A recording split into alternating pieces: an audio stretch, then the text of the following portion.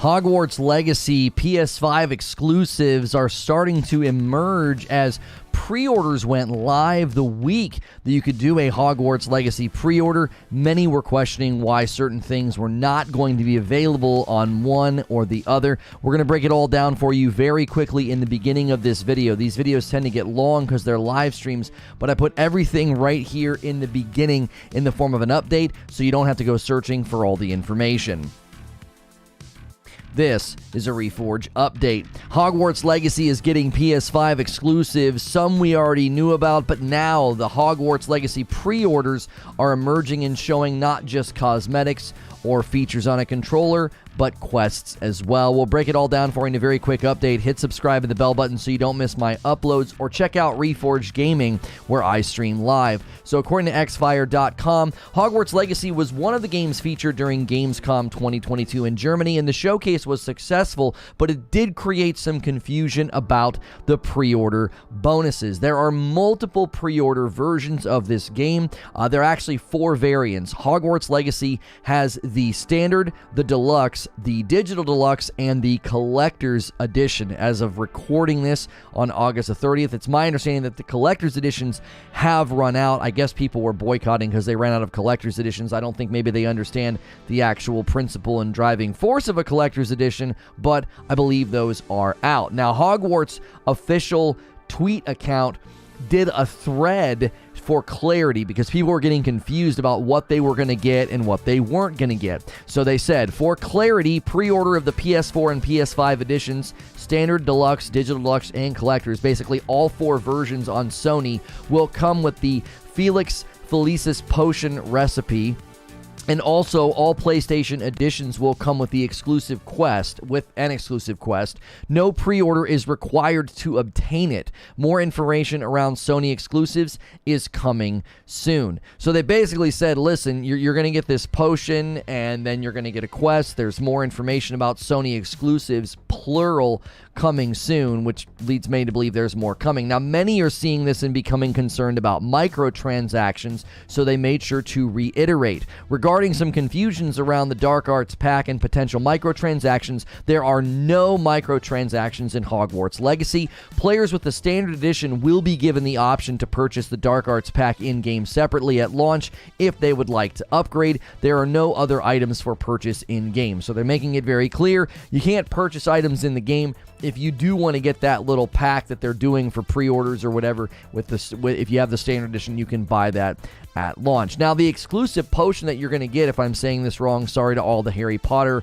fans out there, the Felix Felicis potion is also known as liquid luck. It makes a person extremely lucky. This is the same drink that Harry Potter drank in the Half-Blood Prince, so it's ripped right out of the books. Obviously, the lore and the background there exciting for fans of the franchise. So what does this mean with respect to exclusive content for Sony? We speculated in the past that this was going to happen. I saw Sony spearheading the marketing, especially with the DualSense controller commercial. I thought, I bet you they get exclusives. According to xfire.com, the developers did not name the exclusive quest for PS4 and PS5 players, but it did confirm that this will not be a pre-order bonus. Also, more PlayStation exclusive content will be revealed as we inch closer to the game's release. So many are feeling Sony pushing for exclusives as a reason to not buy the game or pre-order the game. People don't like this. They are sort of against platform exclusivity. Some fans are boycotting the game, some because of J.K. Rowling, some because of collector's editions running out, and some because of the exclusives. I hate to break it to anybody who is boycotting Hogwarts Legacy. This is Harry Potter. There's a reason the collector's edition sold out very, very quickly, and there's a reason that Sony is buying in here. They're spending money, they're doing the marketing, they're putting together the trailers. They more than likely paid for these exclusives because they know this game is likely to be very, very big and successful. The question remains then, what's going to be the ongoing content loop if they decide to add on to this game going on? We'll obviously cover that when the time comes. As always, head over to Reforge Gaming if you want to see my live streams. Hit subscribe and the bell button, and I'll see you in the next video. And I'll see all of you right now. Good morning, good afternoon, and good evening. Where do you land on this? Before we get into the meat of the discussion, always remember, if you're watching the VOD, there's a variety of ways to support the channel. Primarily, we are asking people to become members. Click the join button or use the $ in the chat to become a member. You may have to click the join button and then click the 3 dots, go to your gift options, and toggle allow gifts, or toggle it off, back all the way out, go back in and turn it on again. Some people had to do that yesterday to receive gifted memberships. Don't forget to order Reforge Roast or use my code. Those are all the great ways to support the channel. If you're here in the live audience right now, make sure you're on live chat and make sure you are smashing that like button to give us that very strong start. We need 15 more likes for our first 100 likes, and we appreciate you guys being here. I'm curious where you guys land on this. Does this bother you? Do you like it? Do you think this is par for the course? Does this affect your desire to play the game? Darth Nihilus hitting a 9-month milestone and still maintaining that tier 2. We appreciate that so much.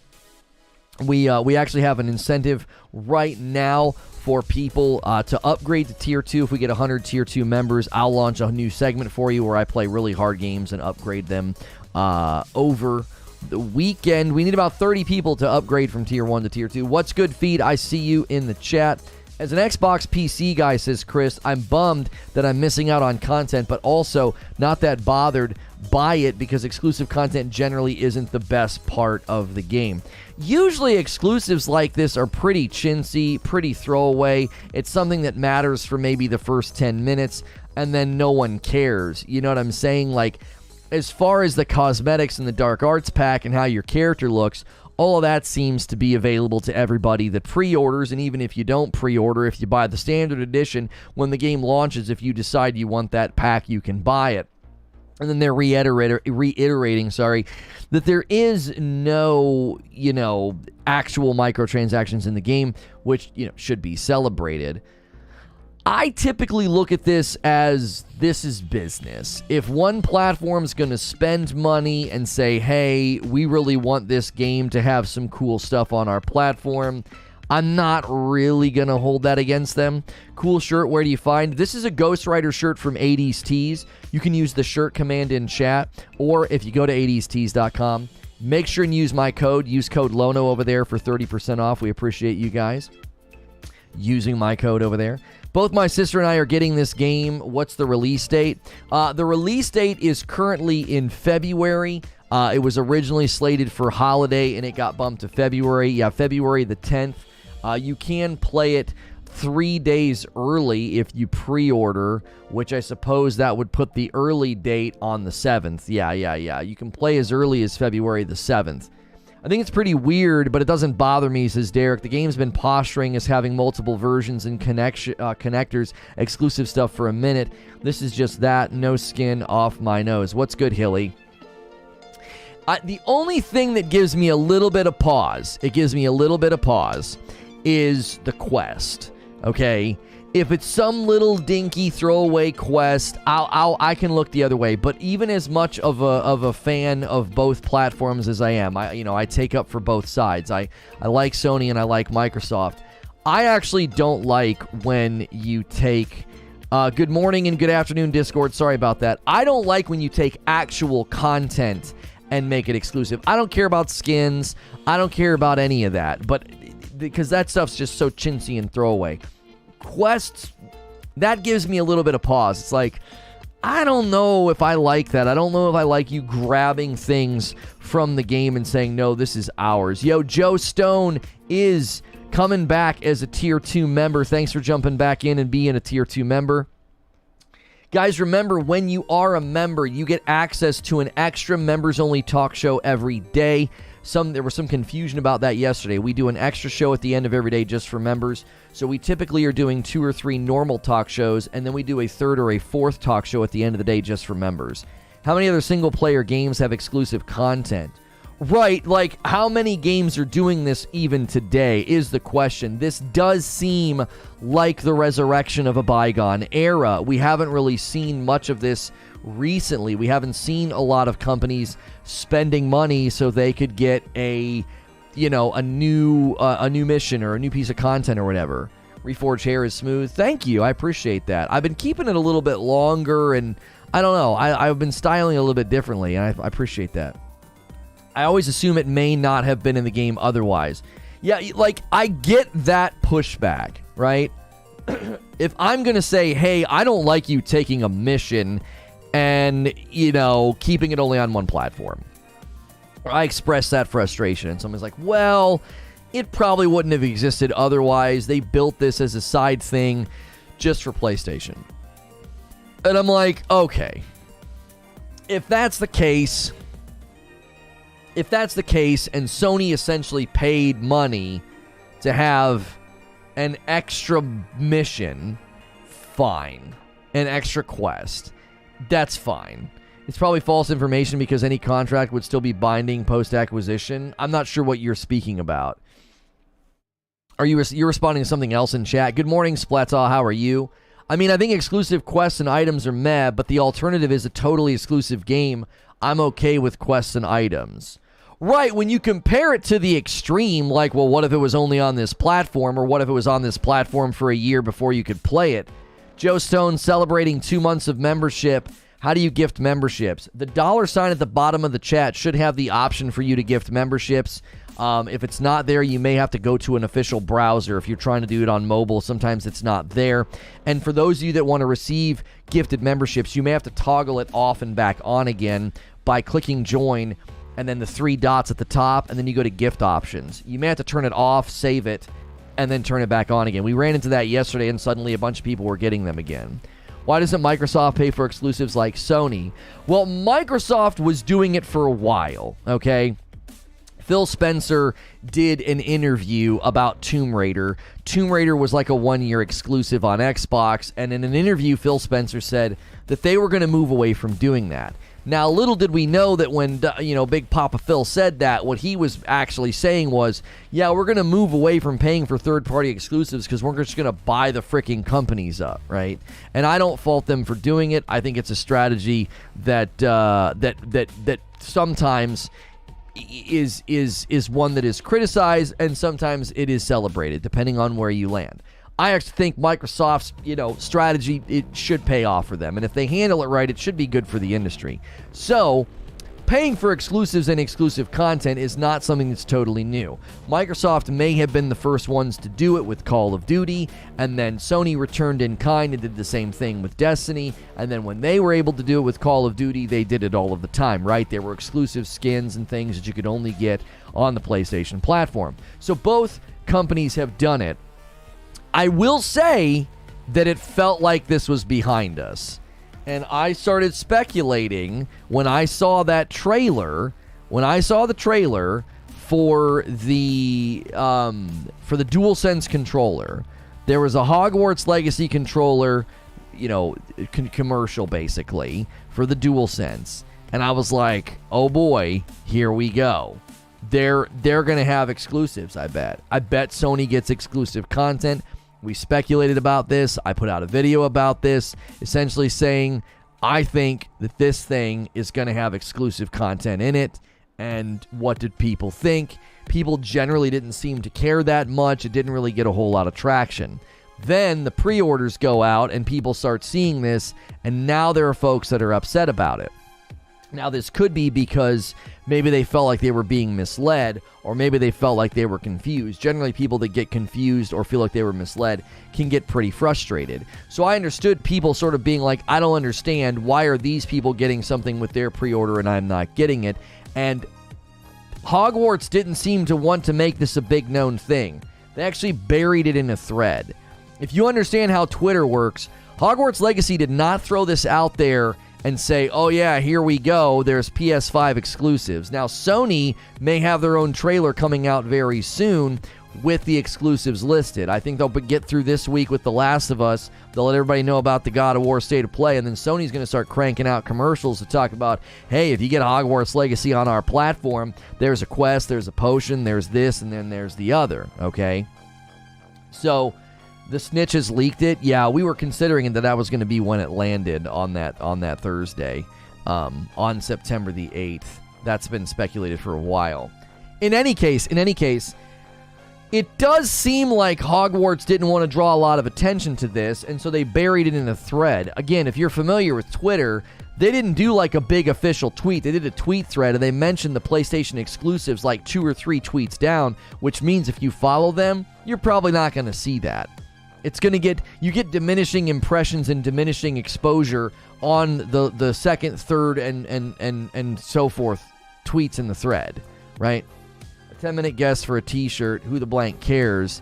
However, an exclusive potion that could potentially impact most of the entire playthrough, that seems sketchy. It is a potion that increases luck. It's possible we're looking at an early game buff that'll fade very quickly. Like, oh, you get lucky for the first hour of play or something. Guys, if you haven't ordered any Reforge Roast, get those orders in. This is our coffee, okay? We have it brewed. We have it roasted and bagged and then shipped to us. So we send it directly to you. You're not supporting a sponsor. Thanks to everybody who's been supporting Reforge Roast. If you're just tuning in for the morning, Hogwarts Legacy getting PS5 exclusives. That's our headline, officially confirmed. When you went to do a Hogwarts Legacy pre-order, it became pretty clear that the PlayStation platform was getting more stuff. The reward for the exclusive quest is the Potion of Luck, which is a very cool potion to lock behind exclusivity. I think that's going to rub people the wrong way, Vigil. Even if it's like, hey, oh, you got your tumbler? Nice, Mr. Glum.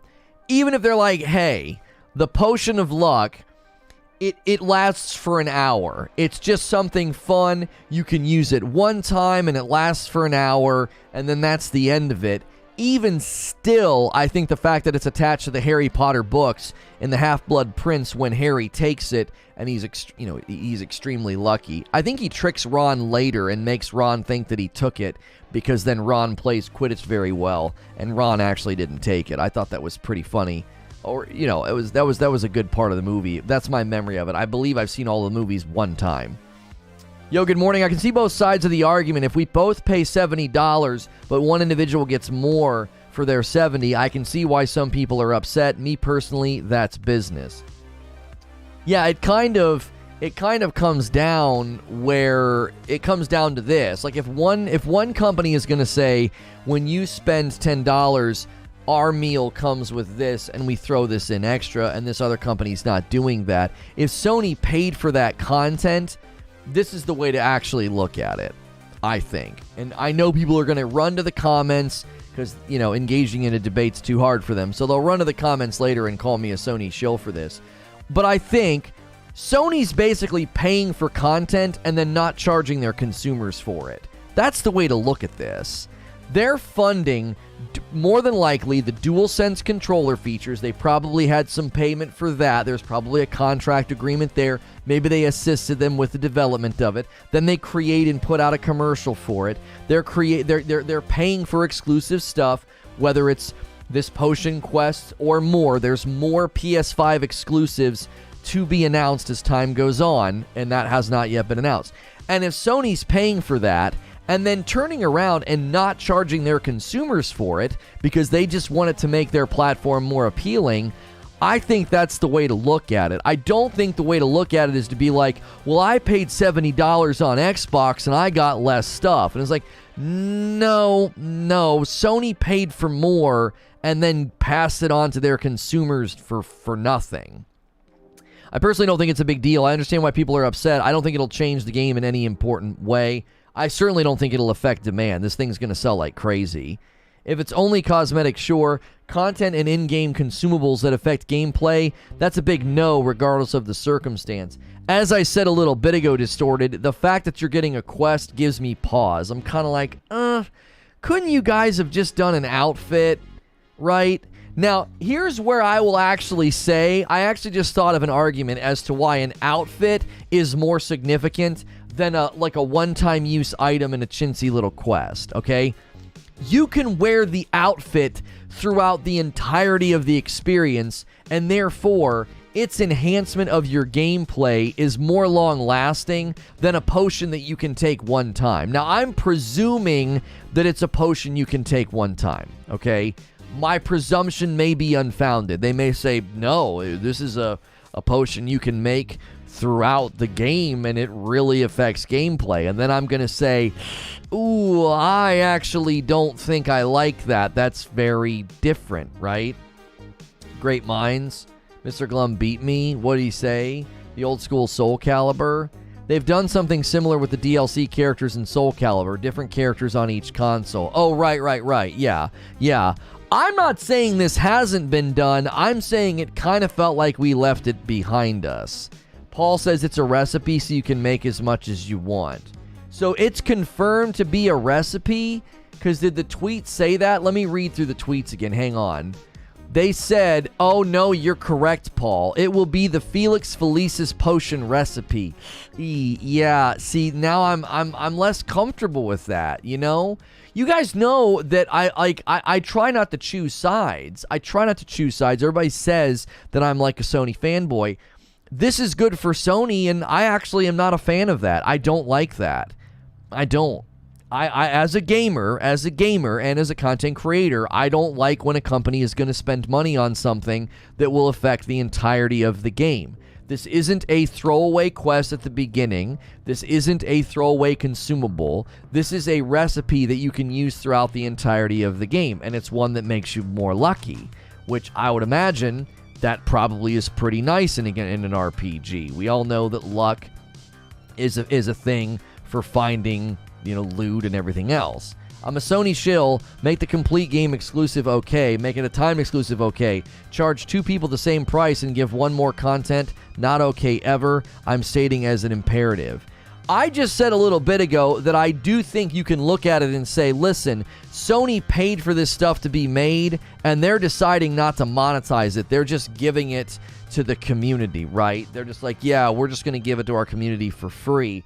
I think that's the perspective. Now, when we look at the actual nuance and the details of the items, that's where I get critical. I'm like, hey, I'm not cool with that.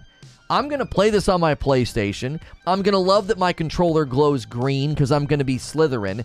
That's all great. But the fact that I get a potion recipe that I can use throughout the entirety of the game and it affects my gameplay, and the people that bought the same game over there, they don't get that, I'm not a fan of that. I'm not. I don't like that. I don't think that's the correct way to do exclusive content. Even cosmetics, as I said, they last the duration of the game, but at the very least, they're not game impacting. It's still an enhancing experience to look cool, right? It's still pretty cool, but it's not game impacting. And I have an issue with that. Blame the dev? I mean, I'm not blaming Sony or the dev. I'm saying I don't think this is the way to do exclusive content. If it's a potion blueprint that only Sony guys get, or you can get on Xbox through playing it or earning it. They've not said if you can get it through the game. They've not said that. They've said the following. They said, for clarity, if you pre-order the PS4 or PS5 editions, any of the editions, it doesn't matter. There's 4 different editions. If you pre-order this game on PS4 and PS5, it'll come with the Felix Felicis potion recipe. All PlayStation editions will come with the exclusive quest. See, the antecedent there is you get the recipe from the quest. I'm not worried. These things will end up being pretty gameplay. Oh, they have. Hang on. Pre-order and Premium Edition content cannot be unlocked in the Standard Edition through gameplay. All included in-game items with the assorted editions of the game can only be unlocked by purchasing the corresponding edition. So he's saying pre-order as well as Premium Edition content. So when he says Premium Edition content, he's talking about PlayStation. I mean, if you do a grammatical study of the thread here, you know that they're saying, no, you can't. They're saying all PlayStation editions will come with the exclusive quest. The exclusive quests has its antecedent in the recipe. They're saying the quest for the recipe is exclusive. I don't like that. Yeah, I'm not a fan of that. I'm against that. I'm critical of that. I don't think that's the appropriate way to do exclusive content. If you want to have, again, a little chintzy quest or a silly little cosmetic item, something, or a trinket, I'm okay with that. A quest that leads to a potion that then can be used throughout the rest of the game, I think that's absolutely fundamentally silly, because then people that play on the PlayStation 5 will have a fundamentally different experience with the game. Oh, but the potion's not that impactful. I mean, that's up to the user, is it not? That's subjective. I'm not a fan of this. I'm not. I know you guys are in here a lot of the times, and I'm being pro Sony, and I defend things Sony does, and this is one of the ones where I'm going to say, no, I wish you guys would not do this. You could have left it with the DualSense controller. You could have done skins like you're doing in Forspoken. There's Forspoken skins with like Sony logos on them. You could have done something like that. You didn't have to do this. I don't think this is the appropriate way to do exclusive content. They're indicating, Christina, that the only way to get the blueprint in the quest is on PlayStation. They doubled down. Finch Strife is the community manager, and he said that none of this is earnable through gameplay. It's only through buying the respective editions. I'm all for pre-order bonuses. I think they're cool, but I do feel like pre-order bonuses should be for all pre-orders and all platforms, not exclusively to one platform or the other. Hogwarts trolled us PC players. We waited for the PC Collector's Edition while all the others sold out, and we still don't have ours. Oh, but they're coming, are they not? It feels like gatekeeping through exclusivity. The stuff just helps fuel console wars. Yeah, like I said, I'm not a fan of this. Go full exclusive or go home, says Hilly. This type of crap just rules people out on other platforms. Why pay the same for less? Yes, says Hellfire. If they said, get the quest and recipe instantly, that's one thing. Having it exclusive is another. I agree, says Creature. I don't like anything gameplay being exclusive. If it's a cosmetic, I don't care. I would have been okay if the potion was like a fun little one-time use thing. Use this once, and it'll help you with a particular quest when you're searching for something. And everybody else gets the quest, and everybody else can eventually complete the quest and find the things, but like, just something fun to like remind you of the time in the Half-Blood Prince when Harry Potter took the luck potion, right? Like, I'd have been okay with that. Like a one-time use thing, I'm like, okay, that's funny. That's a little head nod to the books. But a recipe and a quest to get the recipe that's not earnable or findable or anything on any other platform, that makes me feel like you're doing exclusives the wrong way. If you give me exclusives for my cool controller, that's cool. You know, you give me a cool skin that I can only get over here. Oh, okay, that's fine. Now you're creeping into weird territory. Do we know if the quest is 100% exclusive or is it timed? If it's not timed, it's actually BS. It's exclusive. The community manager for the game said, pre-order and premium edition content cannot be unlocked in the standard edition through gameplay. All included in-game items with the assorted editions of the game can only be unlocked by purchasing the corresponding edition. Now, he may be specifically talking about all of the pre-order bonuses, or he may be specifically talking about if you do the enhance or the digital deluxe and all of that. He may not have it in his mind, but if you listen to this statement from their tweet thread, they said that the PlayStation versions come with the recipe, and then they said all PlayStation editions will come with the exclusive quest. No pre-order is required to obtain it. More information around Sony exclusives is coming soon. So if they come out and say it's only exclusive for the first month or something, well then okay, fine, that's a little silly, but whatever. At least people can get it later. That still kind of sours your first experience with the game. You're like, hey, it's my first time playing through the game, and I can't do that, right? If you're just tuning in, we are discussing Hogwarts Legacy getting PS5 exclusives. Do me a favor if you're enjoying my content, smash the like button. I am a Safe for Work broadcaster, Monday through Friday, covering all sorts of gaming topics. And because I'm safe for work, you can subscribe in confidence. Subscribing is totally free, and we appreciate meeting new people. If you want to talk in my chat, you also have to be a subscriber. We don't have any coffee orders yet for the day. No new members, no gifted members. Those are great ways to support what we do. We do have our own coffee. We ship it directly to you. It's ours, not a sponsor. Doing your own membership or gifting members is another great way of supporting what we do here. We don't run ads throughout the live stream. We leave the support and the monetization in your hands, and we think that's the best way to do live content. It's the only live show with balanced acidity. That's right. Sony paid for exclusive content, that I don't see the problem, says Corey. My problem with it is paying for exclusive content is not an issue. going to a company and saying, hey, we would like to help fund exclusive content, whether it's the DualSense controller features, or maybe they really wanted the 3D audio. I don't know. The haptic feedback, all of that. Maybe they want to throw in some skins. Maybe they want to do, a timed thing, whatever. But going in and saying a recipe to make a potion that can be used throughout the entirety of the game, and the quest to get it is completely exclusive to PlayStation. I don't like that. I'm not a fan of that type of exclusive content. That feels like too big of a grab, right? You can get a little bit of a grab. It's like when a kid reaches in to the candy bucket, and the woman at the door for Halloween says, just take as much as you can get in one handful, Billy, and he tilts the bucket and goes like this and like scrapes the top off, okay? That's not in the spirit of what she said. He's grabbing too much, all right? Little Billy's a punk. That's what this feels like. It's like, okay, you can spend some money and get a little grab and get a little extras for your people on PlayStation, but you're grabbing a little too much. It's a quest. It's a potion. Making potions is part and parcel to the experience here. Oddly specific. Well, I didn't want to go the other direction and say, a little grab is okay, but if you grab too much, I didn't want it to sound like some kind of a, cancel 2.0 twit-longer material. So I was like, let's go with grabbing candy at Halloween instead, because, people are sensitive. You Doom with the $5 tip. It's business. I'm not mad about it as a consumer. When this happens, I buy the game at the first sale. I was going to buy this day one on PC, but I'll wait. So this does affect your purchase, Doom. Doom just thanks for the $5 tip. Does anybody else feel the same way as Doom? Does this adjust when you buy the game? You know what I'm saying? I just feel like it's too big of a grab. Devs weren't forced to do it. It's on the devs. Eugene, with respect, I feel like that's just an attempt to defend Sony. That's just a backwards way to defend Sony. Oh, it's on the devs. It's not on Sony.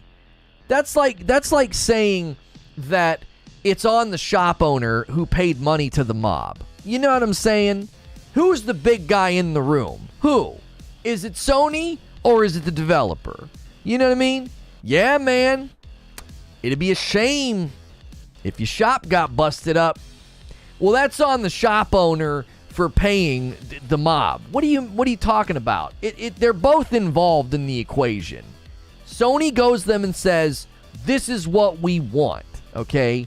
Sony has the desire to buy exclusive content, and the developer obliges. They're both involved. You don't get to slice the pie and act like, well, it's not on Sony, it's on the devs. No, get the frick out of here with that. Sony's a part of the equation as much as the developer. I don't agree with that at all. There's two people on the dance floor. If your mom sold your favorite toy, whose fault would it be, the buyer or your mom?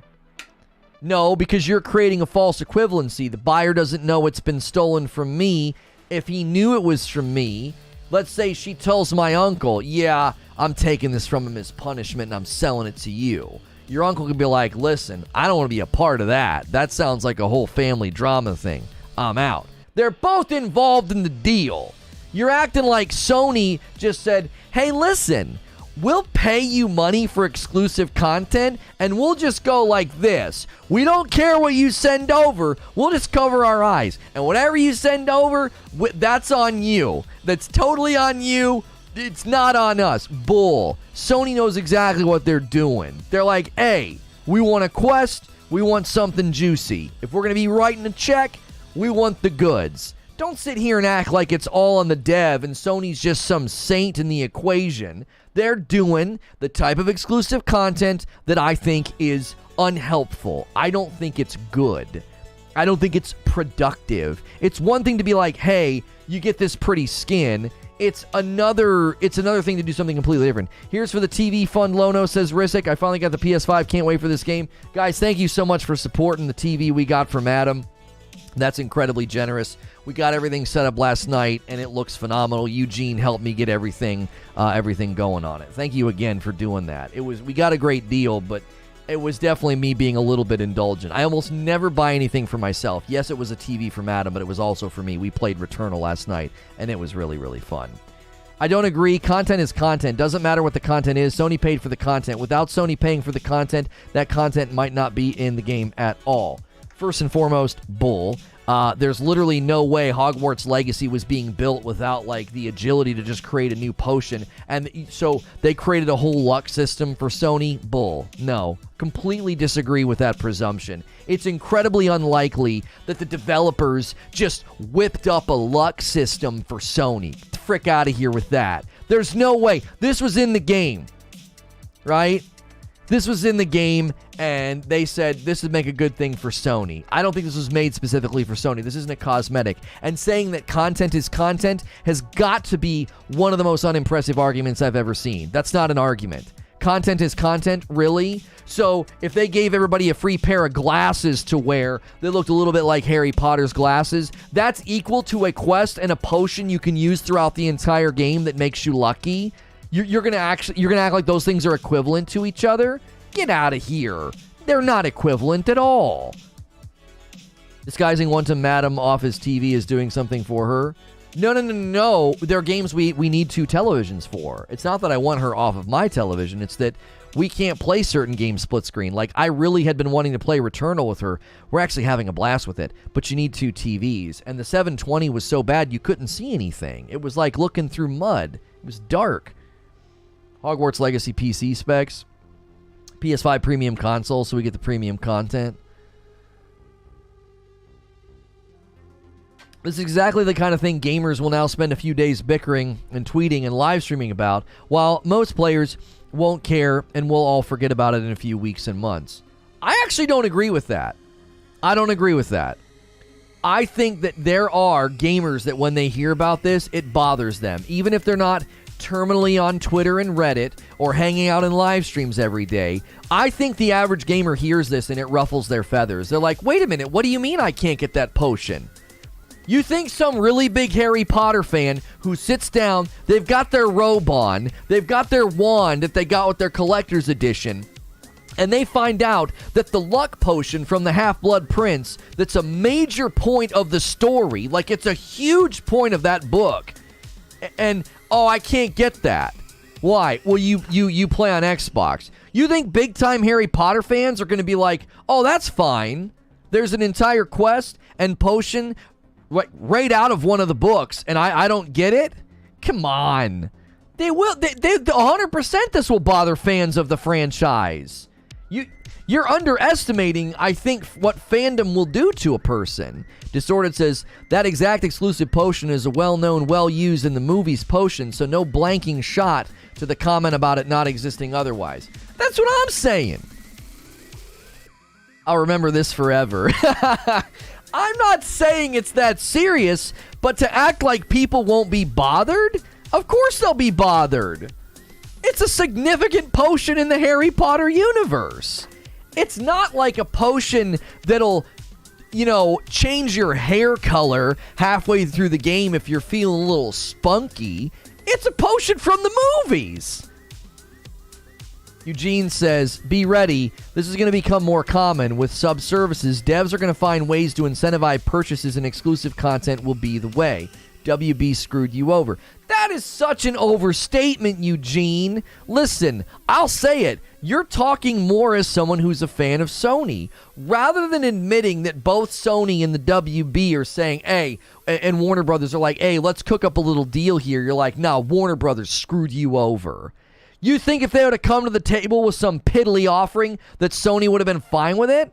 That argument doesn't hold water. We don't know the potency of said potion, and we don't know if the luck system is enhanced or by any other factors. We're making this to be a game breaker. I didn't say it was a game breaker. I said it was game impacting. I said it is a potion. It's a recipe, so you can make the potion throughout the entire game. That's game impacting. Whether or not luck plays a huge factor, it doesn't matter.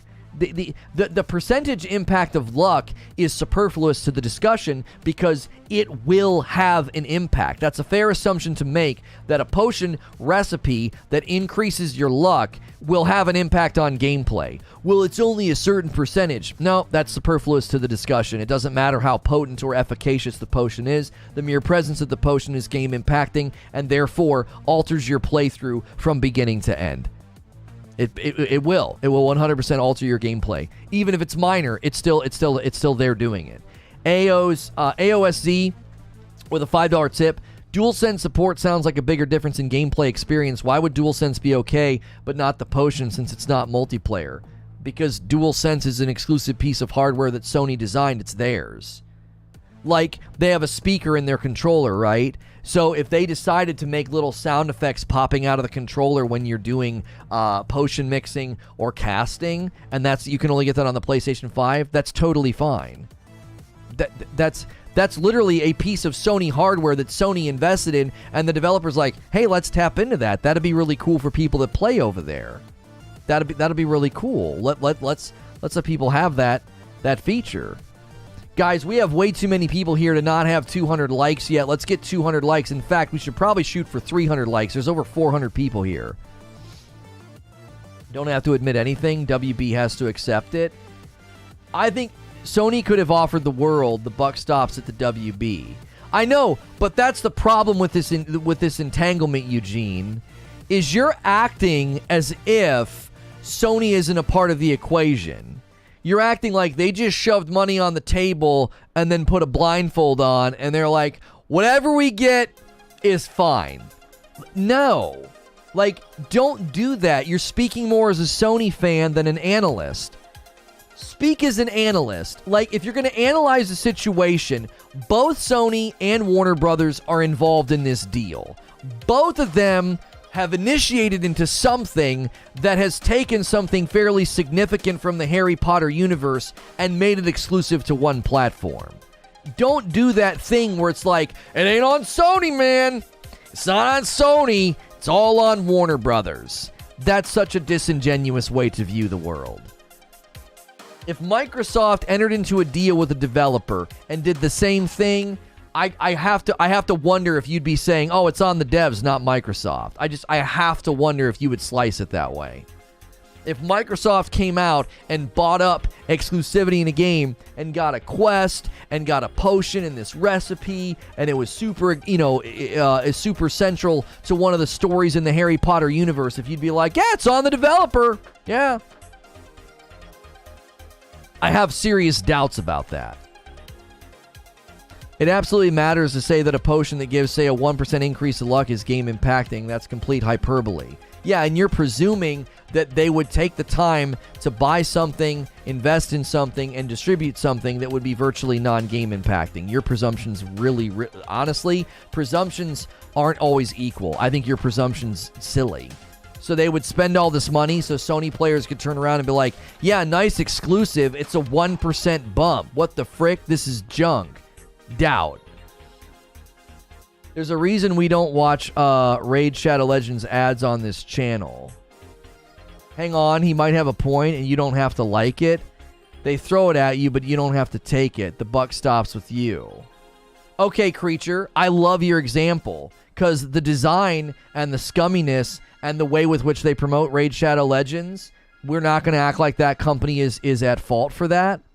It's funny that in your example, you use an example of a company that we avoid because of how they handle their product. They handle it in a bad way. Are they absolved in the situation? So if I suddenly started working with Raid Shadow Legends, oh, it's all on me. It's not on them for how they've designed their game and their monetization structures and their advertising policies. No, they're not suddenly absolved from what they've done. They're not. So to act like, oh, it's all on Warner Brothers... What do you mean? Sony's not absolved for what they're doing. Like, oh no, that's fine.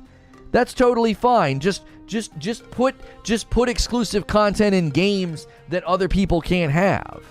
I said you can be upset that Sony offered, but the buck stops at the WB.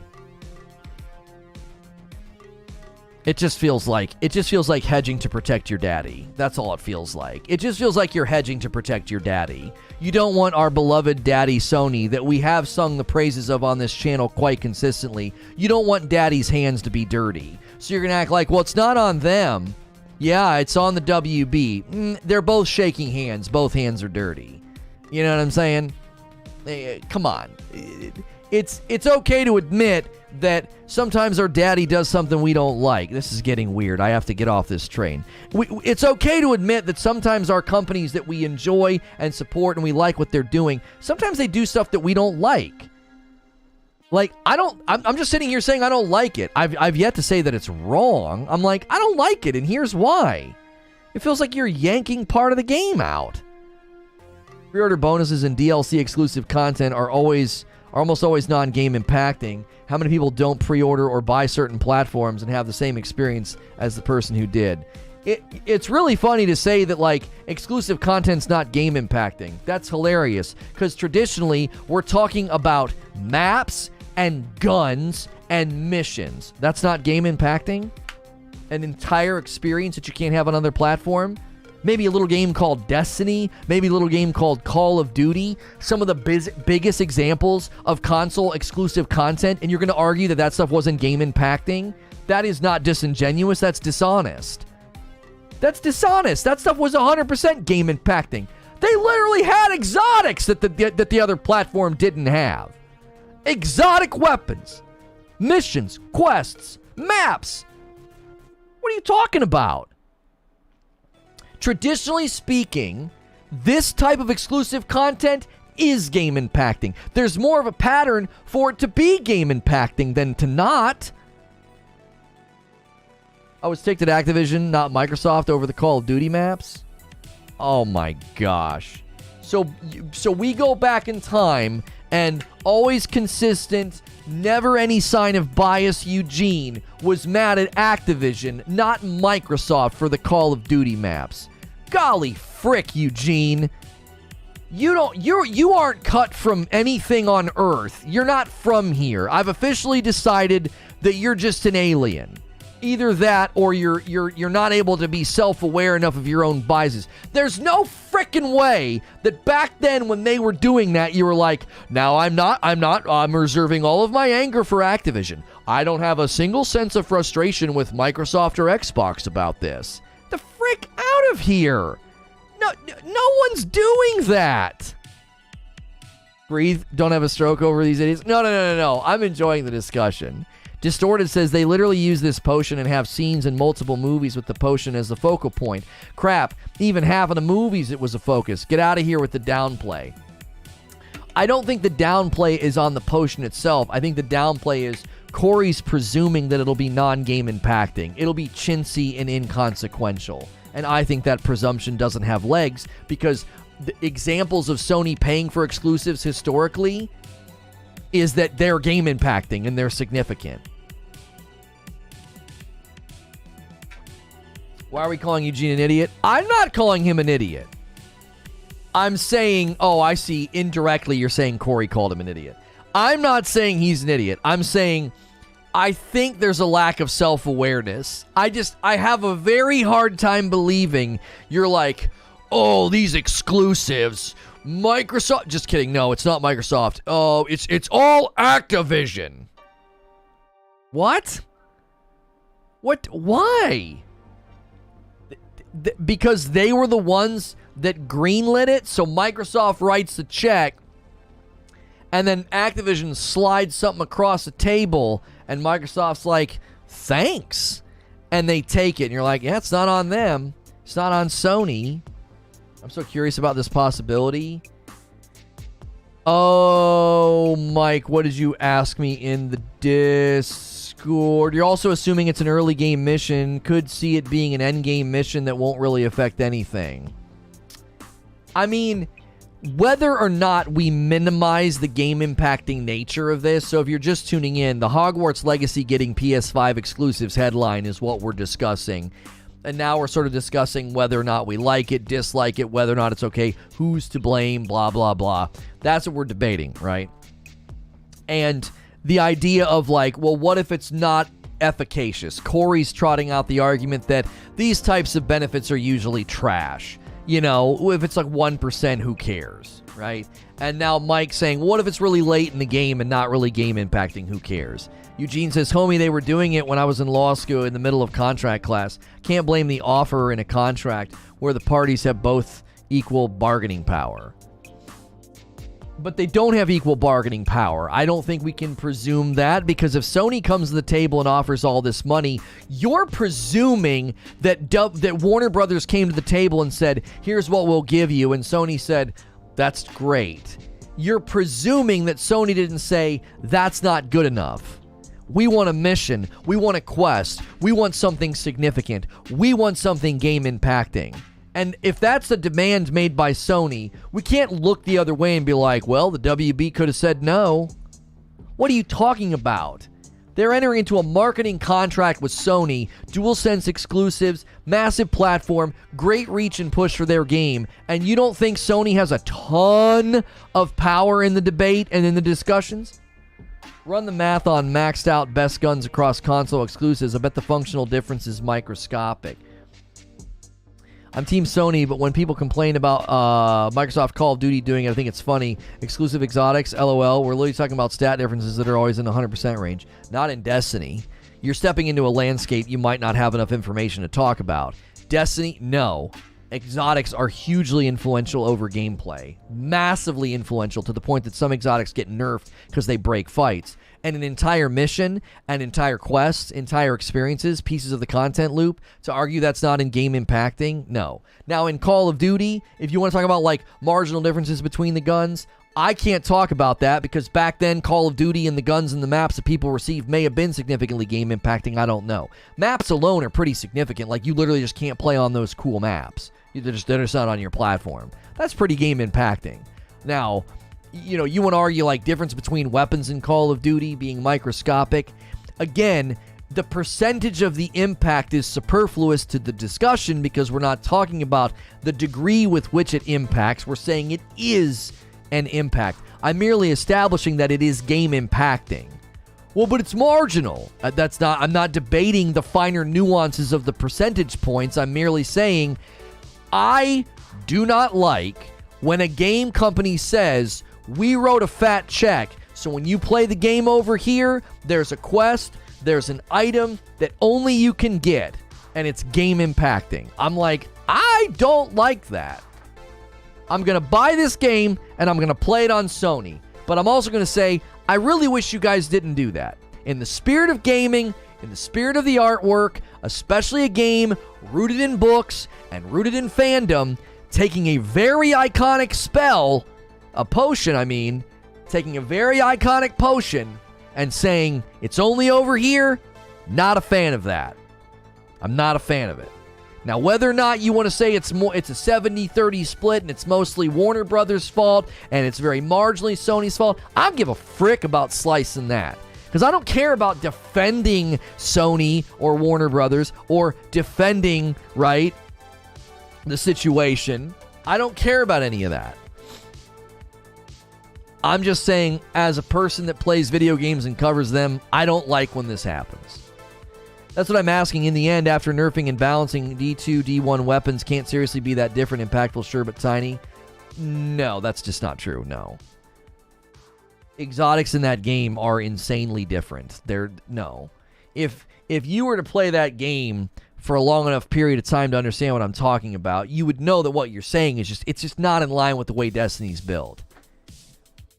Destiny fans would know. If tomorrow they said, hey, we're bringing back such and such exotic from Destiny 1, and it was one that everybody used for certain things, and they're like, but only this platform gets it, people would freaking riot, because exotics are quite literally encounter defining. They are meta defining. There are exotics that define entire eras of Destiny. There are literally ages, like the age of the Galahorn, the age of Telesto breaking PvP, which is probably all the time, the age of the, what's the one that I loved? That, like, shot the laser beams and we used it in Wrath and it was freaking broken and so fun, it would reflect off stuff. In any case, yeah, the age of the icebreaker. Yeah, there are entire eras of that game defined by one exotic. That's how, yeah, Sleeper. Yeah, I love that you guys remember my favorite. I forgot my favorite because that game. I saw a text that in Germany and others, there's an Amazon exclusive for a wizard hat for only Amazon and no one else will get it. Okay, so Arvin's bringing in a new point to the discussion. Retail cosmetic exclusives have been a thing for a while. Like, come buy the game at GameStop or Walmart and you get like a red hat or a green hat or like a pair of gloves or whatever. I just don't care about that kind of stuff. Like, I just don't care. It's not gameplay. It's not game impacting. I will say that being able to wear a cosmetic through the life of the game is impactful. I don't want to act like it's not impactful, because getting to see your player like that the entire time is pretty cool. But in the grand scheme of all the cosmetics in the game and all the way to dress your character up, I can't think that one item is going to be that impactful. If you had to spend the rest of the game naked and only the people that bought the game on this platform got a robe, well then yeah, that would stand to reason to be like, well, that's pretty game impacting. Everybody else has to run around like a naked pauper, and when you play on this platform, you get a robe and a crown. Sure. But when there's like hundreds of different items, and that means there's thousands of different permutations of cosmetic combinations, one or two items when you pre-order or buy from a particular retailer, that just doesn't bother me, because it's like, yeah, who cares about that? That's not that big of a deal. Market, August 30th, 2022. Exclusive content, not cosmetics. Actual content is going to become more prevalent in the future. Run that back for me, Eugene. Why do you think that is?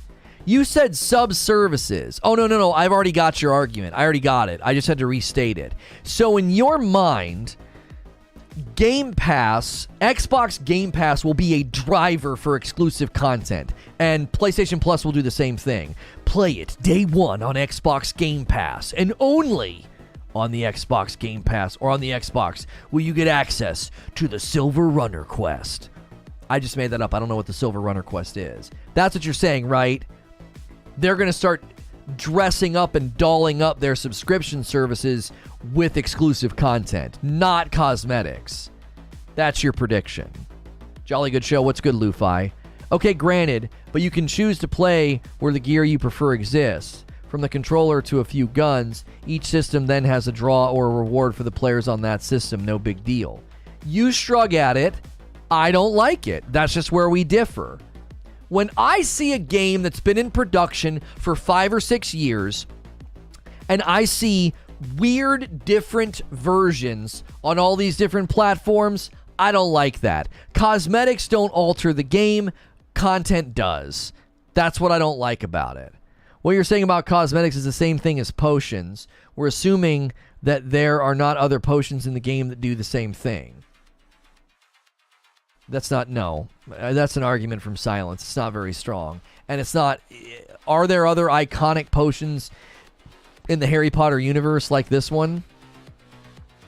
Were there any potions that were central to storylines? Because the luck potion was central to an entire storyline in the Half-Blood Prince. It's a pivotal, central storytelling element. You know what I'm saying? It would be like playing a Lord of the Rings game, and in this version, you can get like the herbs that Aragorn uses to slow the poison in Frodo. That's not that big of a deal. They don't even really mention it. And then, that's not the same as like elven healing powers and what Elrond was able to do for him. You know what I mean? Slowing the poison, okay. Getting to Rivendell, okay. That's pretty significant. You see the difference? Like, I just don't think so. Polyjuice Potion. Polyjuice Potion, biggest potion in the franchise. Which one's that one? Did you make the game? No, so you're getting upset on speculation. Did you make the game? You're not getting upset based on speculation. Do you see how that works? Oh, the Polyjuice you can shapeshift. Oh, right. When yeah. Helena Bonham Carter, it was really interesting how she studied Emma Watson to act like Emma Watson acting like her. It's actually pretty impressive. Like, Helena Bonham Carter is just a treasure. She's so good. And that was such a good scene. I loved that. I feel like they showcased her a little bit more, probably because Helena Bonham Carter is a bit of a better actor than the other people. But yeah, she had to study Emma Watson's mannerisms and tried to act like her acting like Beatrix. So cool. Anyway, don't miss that I'm agreeing in principle. I also agreed that I don't like it, but in the end, unless it hurts sales, it won't. It's going to go ahead and keep happening. Sony goes to a dev. I see you're launching day one on Game Pass. You know, if you make an extra quest or gun for us, it'll push more sales for you. Right. I don't like to be kept waiting. Yeah. That's so good. Her face. Oh my gosh. She captures like how adorable Emma is. No, yeah. Okay, so I see what Eugene is saying. Eugene's actually slicing this a little bit different. If a game is going to be day and date on Game Pass, they'll offer them money for quests. Now, obviously, they're probably not going to have an inroad for this if Microsoft owns the content, right? Call of Duty and other Blizzard Activision properties. So it stands to reason that this would only be for like third-party stuff. Hey, your third-party game's going to be day and date on Game Pass. We'd like to throw you a little money to put something on ours. Now, here's one of the reasons I don't think that they would do that, Eugene. Hey, guys, we've been live for 1 hour. Can you do me a favor? Smash the like button. We could easily hit 300 likes. Hitting the like button is free, and subscribing is free. And on the hour, they want me to run ads, and I don't do it. So if you can do a membership for $5, that supports me directly, and it gets you into an extra show every day. We do one extra show a day. It's a talk show.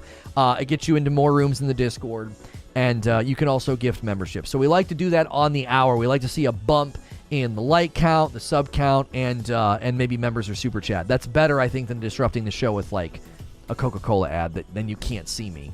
And that causes buffering and everything else. Okay, so I actually don't think they're going to do that, Eugene, and here's why. Well, maybe they will. I could see this going both ways. I could see you being right, but I could also see you being incorrect for a variety of reasons. Number one, you could be right because Sony wants to say that game may be free over there, but over here, there's more stuff in it, right? Yeah, you got to buy it over here, but it's got more stuff in it. They might do that. Sony might also say, we don't want anything to do with the game that's going to be day and date on Game Pass. We don't want to promote it. We don't want to market it. We don't want to spend any marketing dollars or any exclusive spending budgetary dollars on that. Why? Because we are inadvertently promoting the competitor. If a game is going to be day and date on Game Pass, let's take Lies of P as an example. Do they really want to promote a game that you can play on the competitor subscription service by being like, well, there'll be an extra quest, there'll be an extra sword over here? You're inadvertently drawing attention to the fact that the game is going to cost money on your platform and be free on the other platform. We already know that when they enter into a marketing contract with games like Resident Evil, they're like, we don't want you on Game Pass, but if you're going to go on Game Pass, we want you to hit our subscription service first. Whatever you called that, the right of refusal or something, or right of first refusal. What if the exclusive content comes in a later DLC? Yeah, that's harder because no one knows that's coming. That'll feel a little bit like a looky-loo. Like, oh, I thought I was buying a game that was multi-platform, and then 6 months later they announce a DLC and you can't get it, right? There was a problem with shipping, I heard as well, says Arvin. The collector's edition, when people pre-ordered it, it says it'll be shipped 3 to 4 days after release. RIP 72 hours early. Well, they can email them the code. Sometimes they do that, Arvin. I don't know if they could do that because there'll be a code in the box, so that might actually be a problem. You may be correct. Amazon and GameStop are also getting exclusives. Well, I mean, they're getting exclusive cosmetics. I mean, come on, that's not quite the same as a potion, and it's not quite the same as a potion, and it's not quite the same as a quest. We don't know if the exclusive potion is useful or not. If it only gives a 1% increase, are you really going to be upset? Again, you're continuing to put up a point that's already been dealt with. And that's a tactic to argue and to restate a point over and over again in the hopes that I just ignore it and don't address it, so then it gets to move in chat and feel like a point that got to stand irrefuted. That is not meaningful in the discussion. It's totally up to the player whether or not they determine sometimes it's worth using the potion, even if it's a 1 or 2%. It doesn't matter. You are getting a version of the game that has more stuff in it, more game-impacting items, a quest, a potion that can be used throughout the game. It doesn't matter if you project onto it a lack of efficaciousness. Like, well, it's only a 1 or 2%. Okay, so what? Leave it up to the player. They're not getting the entire game. They're not getting a potion that is central to one of the stories. So you can continue trotting out the presumption or the, well, we don't know, it might be completely worthless. Okay, that has no bearing on the discussion. Right?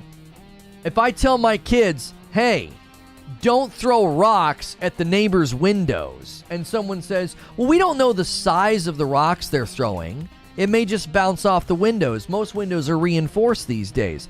That has nothing to do with the fact that throwing rocks at a window isn't a good idea. Like, I don't care if you're throwing pebbles or a boulder. I don't want you doing it. I don't care if the potion is 0.001% efficient. That doesn't matter. I don't want game companies doing this. Chopping off a slice of the game and being like, you can only get this over here. I'm not a fan of it. I'm disappointed and I don't know if I'm going to buy it. I was so excited and now I'm just sad. Now that's a question I'm interested in. How many of you are going to let this affect whether or not you buy the game? Because I'll be honest with you. I don't like it, but I think that's an overreaction. Right? I wouldn't like it if my son was throwing pebbles at a window, but it would be an overreaction to ground him for a year. Right? That's a complete overreaction. You're grounded for a year. No video games for a year. Because he's 6 and threw a pebble at a window. Right? I think this is a pebble on a window. I don't think this is that big of a deal. To not buy the game, to skip out and not pre-order, well, that's an overreaction. You need to calm down. I'm doing a show. I'm getting ramped up. I'm talking about practices in the industry that I don't like. But it's not going to stop me from playing the game, for Pete's sakes. Like, that doesn't seem like a big enough reason to not get the game. Being upset about something or being like bothered by something, I don't think always warrants that strong of a response. Of course, the percentage matters a bit. A 20% stat boost would be bonkers compared to 2%. At some point, we can care, not really. See, but now you're getting into game design questions about whether or not luck should even be a stat. What percentage should the stat increase? If the percentage of the stat is too high, then it feels like you must run it. This has actually been debated by RPG designers in the past. When you have a luck or magic find stat, if the stat is too influential, then people feel like they must run it, and they have to sacrifice that stat point every time in their build, which flattens out a portion of their build, creating a lack of diversity and permutations of builds. If you make it too inconsequential, then why is it even in the frickin' game? See, you're getting down into the nuance of game design discussion, which has no bearing on whether or not I like a game doing this. It feels like a complete side issue. The actual discussion about luck in a game and percentages is an actual good discussion to have that's not the main meat of this discussion. Because if you make it too high, then it feels like a requirement. You feel like a dummy for not running it, which flattens out build diversity. One of your 5 stats is always luck. If you make it too low, then why is it even in the dadgum game to begin with? It's so inconsequential, no one runs it. I don't know how a stat like that ever lands in a happy medium. I don't think it's possible. My issue is not with the effectiveness of it or even the fact that it's luck. It could literally be a potion that does nothing with luck. It could be the other one that transforms what you look like, just for fun. Walking around, the Hogwarts school, looking like one of the school teachers and just hearing different NPCs say things. That would just be a total fun one, ripped right from the movies. I would still be irritated by that. I'm like, you're taking a pillar potion from one of the stories and you're making it exclusive to one platform. It doesn't matter about how game impacting it is or how efficacious it is. It doesn't matter.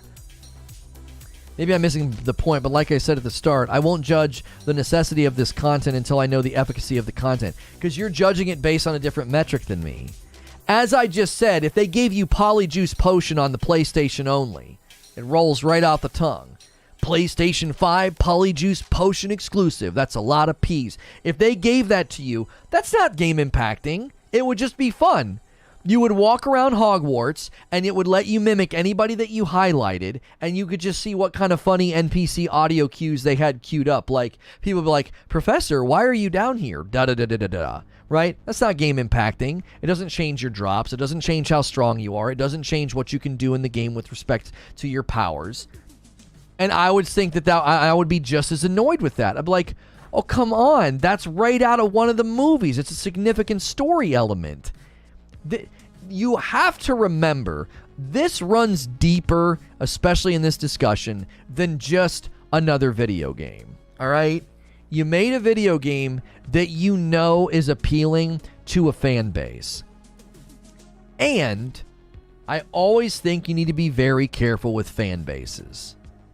If you're going to come into the Harry Potter universe and you're going to give incentives for pre-orders, and you're going to give incentives for pre-orders that are ripped right out of the books, then expect people to be annoyed by that. So instead of talking about Hogwarts Legacy and its features and its RPG depth and how everybody's excited for it, now this is what people are going to be talking about it. It's like, well, yeah, well, now we're going to be talking about this title, this platform getting stuff that you don't get over here.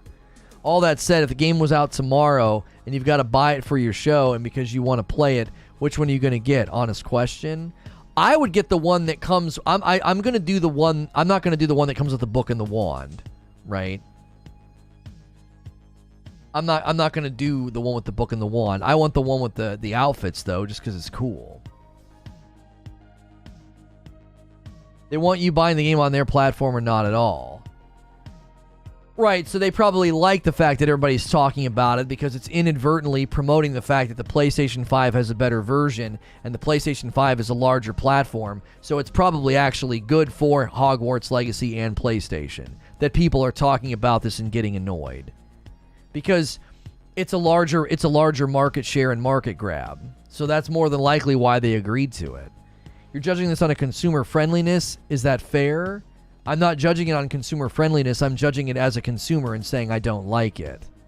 I'm not saying it's wrong. I'm saying I don't like it. At the same time, do you really expect these companies to play fair? I've not once invoked fair.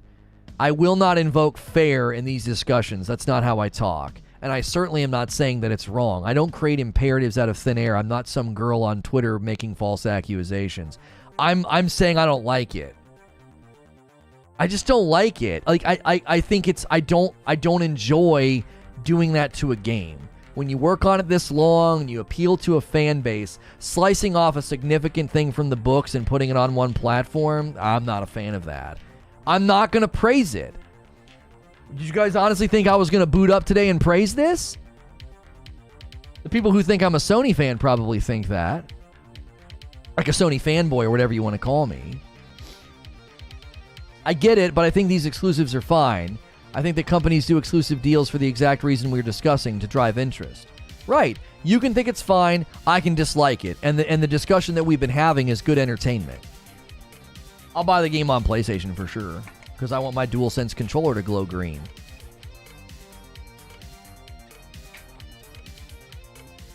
Even the community manager and the marketing guys are laughing at this with the memes the community made. Oh yeah, they probably freaking love this. They love this. So a bunch of Xbox fans don't buy it. A bunch of Sony fans do. The next dev sees those sales. How easy is it for them to do more exclusive content? All right. For sure. Yep. Yeah, like it. Listen, make no mistake. I'm self-aware enough to know that my video today is something they anticipated and probably celebrate. They don't give a frick about me being like, hey, I don't like that. I'm not a fan of that. That's what I was kind of trying to lead you to say. I think people aren't getting the fact that you're just saying you don't like it, not that it's wrong. I've stated a couple of times, Sean, I know you probably just got here, and that's totally fine. I did state a couple of times earlier that I am not saying this is wrong and that they shouldn't be doing it. I'm saying I'm okay with exclusive content. I feel this exclusive content's going too far. I don't like it. I'm not a fan of it. I'm not going to celebrate this and throw confetti in the air. If Sony charged extra for this content, would you be okay with it?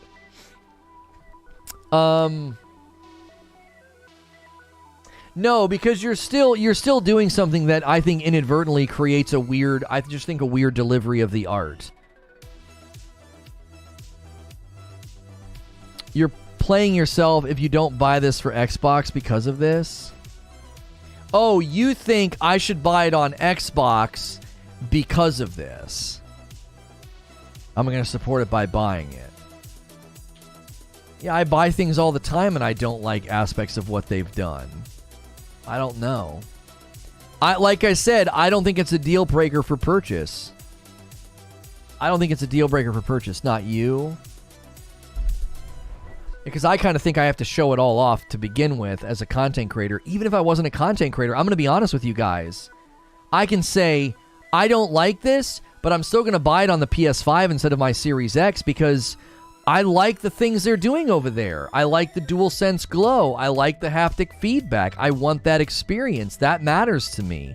I literally bought the PS5 for some of those features. In that case, you don't like deluxe editions where you pay more for more exclusive content. As long as all platforms can do it, Quiet Shy. If you can buy a deluxe edition on PC, Xbox, and PlayStation, and everybody has the choice as a consumer to get the extra goodies, I don't have a problem with that. You're basically telling people, no, you bought that piece of plastic, you can't buy the shiny thing. I don't like that.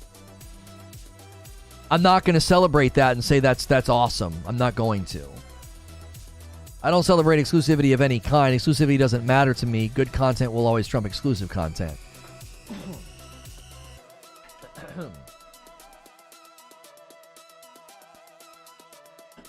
If you don't like it but you still buy it, isn't that a hate buy? No, it's not a hate buy. They convinced me to buy the Hogwarts Legacy PS5 version with the DualSense commercial. And I'm just going to be honest with you. I just love playing games on my PS5. I just do. It feels good. I like the controller. It's kind of home. I have 2 of them now. My wife and I played Returnal last night. I like it. I absolutely hate their interface. They have probably the worst interface ever. If I could turn it into the Xbox interface, I would. Their interface is just god-awful and redundant. You know, it's so redundant having to go into different menus 8 times to get to the same I just can't stand it. But I will say this. I like my Xbox for completely different reasons and versions. So if I'm going to get like a single player game, I'm going to get it on my PS5 every time. I just am. Like, that's just kind of where I do that thing. I want to play a multiplayer game. I want to play like a throwaway game with my kiddos. I get it on my Xbox. Big picture mode is worse. Big picture mode isn't. I don't care about that. I'm not forced to use big picture mode. I'm forced to use the Sony interface. How much is a DualSense controller? What are they, like $80? They're not cheap. We're shelling now. Yeah. We're shelling now. I'm highly disappointed, but I am out now. I wanted to play it, but I don't play games that do this because there are too many great games. So Striker 1, you're actually going to abstain from purchasing the game entirely because they're doing the potion and the quest for the PlayStation. The interface is totally fine. What's wrong with it? It's stupid and poorly designed. When I go to the store, I go over to the store. Once I go to the store, I have to then scroll back up to get the magnifying glass to appear to search. That's terrible. Once I'm on the main menu, I have to hit the button to get the bottom menu to pop up instead of it just being there. It's redundant. Every menu I go in requires extra non-necessary steps because of the way they've designed it. It's not good UI. It's not good UI. I will never defend the PlayStation's UI. I think it's awful and redundant. It's so clunky and stubborn. And I've got a glitch on mine. It glitched on some download for Ghost of Tsushima, and it won't go away. They still haven't fixed that. Do I like exclusive content? No. Do I understand it? Yes, I do. It's a business decision. As long as the exclusive stuff isn't game-breaking, I can deal with it. GameStop has dual senses for 65 to 75 depending on the color, says Derek. In Korea, I got a blue one for 60. Steep until I used it. Best control I've ever touched. The controller's just lovely. It really is. I don't get standing up for your own principles, but realize you're not impacting anything. Well, Eugene, don't you think sometimes it's okay to be like, hey, we don't like this, and then that's kind of the end of it? Is everything, is everything a boycott? Do you understand what I'm saying, Eugene? I think we boycott over the most minor things. We try to cancel people over the most minor things. This guy made a joke. End his career. What? They did an exclusive for Hogwarts. Nobody buy it. Settle the frick down. We don't need to be bridezillas about everything that happens. You know? Burn the building down. They didn't get the flowers right. What the huh? So, I think it's healthy sometimes to be like, hey, I don't really like that. It's not a deal breaker, but I don't like that. I don't like how uncomfortable the chairs and the stools are in Chipotle. And I mention it regularly when I'm there. Like, this is awful and uncomfortable. I still eat there. You know what I'm saying? Voice your opinion, voice with your wallet, but odds are no one cares, so do it yourself. I think you vote with your wallet when you feel it's a big enough issue. Ethical, moral, something of that level. Striker says, yes, I'm out. Too many other games that don't do this and are great. Yeah, I mean, I don't know. I prefer the PlayStation UI. Oh, I can't stand it. There is no ethical consumption. Everyone has to choose for themselves. How is exclusive content any different from exclusive IPs? Xbox has done it and PlayStation has done it. I get Harry Potter was a franchise, but so was Elder Scrolls from both sides of the consoles. Well, now you're wanting me to draw a distinction between exclusive content and exclusive IPs, and the challenge there is exclusive IPs are not all equal. Because there's a giant difference between PlayStation buying a developer and making that game exclusive to their platform because they're investing in the developer and the property. That's not quite the same as going to a company and saying, hey, we want quests and cool things that are only on our platform. I feel like that's so painfully obvious as a difference. Talking about the difference is silly. Do you need me to establish the difference between Sony buying a game company and its property, investing in that company, helping it to grow, managing all of the marketing, entering into a contract, and then that is a game that has been optimized and completely and 100% bottom to the top, designed for their platform? You really need me to trot out how that's different than going to a multi-platform game and saying, here's a check, give us a quest. That's not the same. They're not equal in any respects. Talking about the differences feels so. It just feels so. I don't even know. It feels fruitless. You need me to do that? Do you need me to explain the difference between a McDonald's cheeseburger and a 5-star restaurant's cheeseburger and why it costs more? That feels just as silly. It's the differences are clear. Sony promoted the game. They get exclusive content. That's how business works. Well, right. I stating the obvious doesn't move the conversation forward. Yes, I actually made the prediction that they would get exclusive content. I know people like this, this guy's always about, I predicted it. Listen, if I dedicate a dadgum show in a video to making a prediction, you're going to hear about it when it happens. All right? So sit down and listen. I'm just kidding. I said, we did a whole show on this. There was a presentation where Sony had Hogwarts listed as a company that they had exclusives with, and I said this and the DualSense commercial, I'm telling you right now, Hogwarts Legacy will get exclusive content. I have a whole dadgum show about it, okay? So, I'm not surprised. I'm not who would have thought they would do this? I did. I thought they were going to do it, okay? I have a whole show about it. However, it doesn't mean I like it.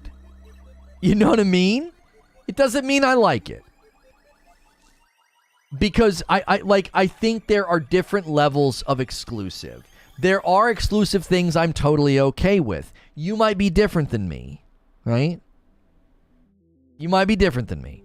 Yesterday was all we this, we that. Today it's all I. Yes, Abe, sometimes I'm going to take some credit for some things. Distorted said, that's an entire game being exclusive. You only get that game there. When you can get the game everywhere, but only certain content for it is on one platform, it's not the same. Right, like, I feel like having to state that just feels so painfully obvious it doesn't need to be stated. You know what I mean?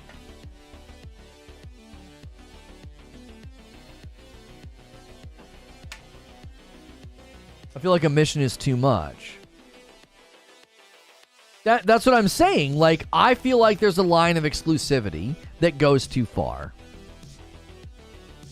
Think of it this way. Zubair always says this, right? Let's push it as far as we can to figure out where the line is. So, how far would they have to go before you would be like, man, I really don't like this? And or go even further than that and be like, I don't want to support this. How far do they have to go? What if there was 5 hours of exclusive content on the PlayStation 5? A whole offshoot story where you meet one of the ancestors of Harry Potter. Is that too far? What's too far? What if no one could pick Gryffindor on the Xbox? Is that too far?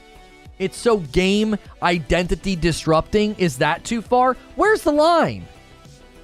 Where would you say, wait a minute, I don't care how much money you paid, I don't care how good this has been for Warner Brothers and the property, that's too far.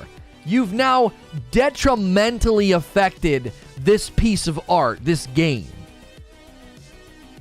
Where's the line? You'd rather the game be exclusive than a very, very tiny portion being exclusive makes 0 sense. I would never argue that. I don't think he was arguing that. I think he was saying that there's a giant difference between being okay with a company buying property, investing it, and that being you can only play this here. And did somebody in chat say that? They would rather be exclusive to one platform instead of this be a thing? If I had to pay for the change in the UI, for Soken, that's too far. Shut up, Paul. If it was not content, it was only cosmetic, I'd be okay with it. This goes too far. I agree if you're going to remove 5 hours of a game to make it exclusive. I would just buy it on PS5 as simply endorsing those practices. Again, we don't even know if there's a luck system. We don't know how the potion will affect the game. Right, I'm not saying that we know how much it will affect the game. It doesn't matter. It's a quest and a potion ripped from one of the books. It's pretty significant. We're not talking about the efficaciousness of the item. I want to know where you would draw the line. There's got to be a line. Wherever you are on this spectrum, where is the line? Some of us are like, if it's cosmetic, that's fine. If you go beyond cosmetic, we don't like that. Where is your line? Hey, Sony wrote a really fat check, or Microsoft wrote a really fat check, and this portion of the game is only available on this platform. At what point are you throwing the challenge flag out on the field and saying, wait a minute, this is too far? I want to know where your line is. That's what I'm curious about. Because I know where mine is. Now, also, I think there's a line of expressing dissatisfaction, and there's another line of, I will not support this. Yeah, that's confusing too, Zubair. Yeah. I think there's a threshold of like, I'm going to voice my dissatisfaction, but this isn't a deal breaker. Like, at what point do you express dissatisfaction, and at what point are you like, I am not buying this game. I'm not supporting this with my money. YouTube Lurker says, I say that. Completely exclusive, okay. If people pay the same for different content, that's always wrong. It makes console exclusives and don't disrespect the others. I could see the luck potion only being relevant and usable in the exclusive mission. No, the mission is to get the recipe, Sven. Locking a house, a console would be my line, says Barrier. Voicing dissatisfaction is still a green light to do this practice. Yeah, I mean, we do this all the time, right? Like, let's say you go to the movie theater and you feel like they overcharge for concessions. But sometimes you just buy it because it's like, who cares? It's convenient. I'm hungry. Let's get some popcorn, right? You're dissatisfied. You're like, this is such a racket. You do the same thing in the airport, right? You're like, what a racket. $2.50 for a bottle of water. But if you're thirsty, you become a patron. And you're like, no, not doing it. Like, everybody's got a different approach here.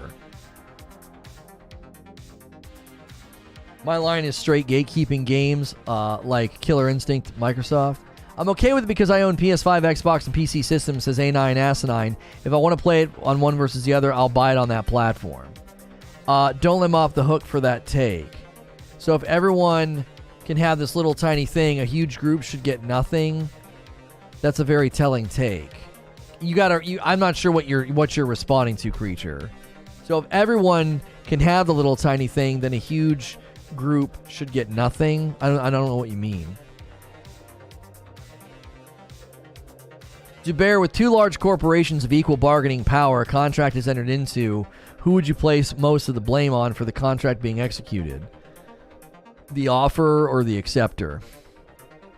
The lawyers are going to have a lawyer conversation. If everyone can't have this tiny little thing, a huge group should get nothing. I don't know what you're responding to. The number of people who literally won't buy Hogwarts over this news is probably 24 maximum. Yeah, I don't think it's going to be very impactful on the demand of the game, like, at all. I knew it would be a fun discussion. That's why we picked it. We don't always pick topics because we think this is like breaking news. Like, I'm not 24-hour, American news media. This is breaking news. Another celebrity has come out of their house this morning to grab their newspaper. We're outside their house now. Deborah, are you there? Yes, Dave. Just a few moments ago, this woman walked out of her house and picked up her newspaper. No comment from them on why they grabbed their newspaper now instead of earlier. We'll see if anything develops in the afternoon when it's lunchtime. Like, I'm not doing that. I'm not grabbing news headlines because I'm like, oh, this is a breaking news. I'm saying this will be a really fun discussion. Like, where's everybody land on this? Where do you where's it hit you? I just like that. I like the fact that there are people that are like, I don't give a frick. I like the fact that there are people that are like, no, I'm not buying the game now. I actually think that's cool that people are that spread on this,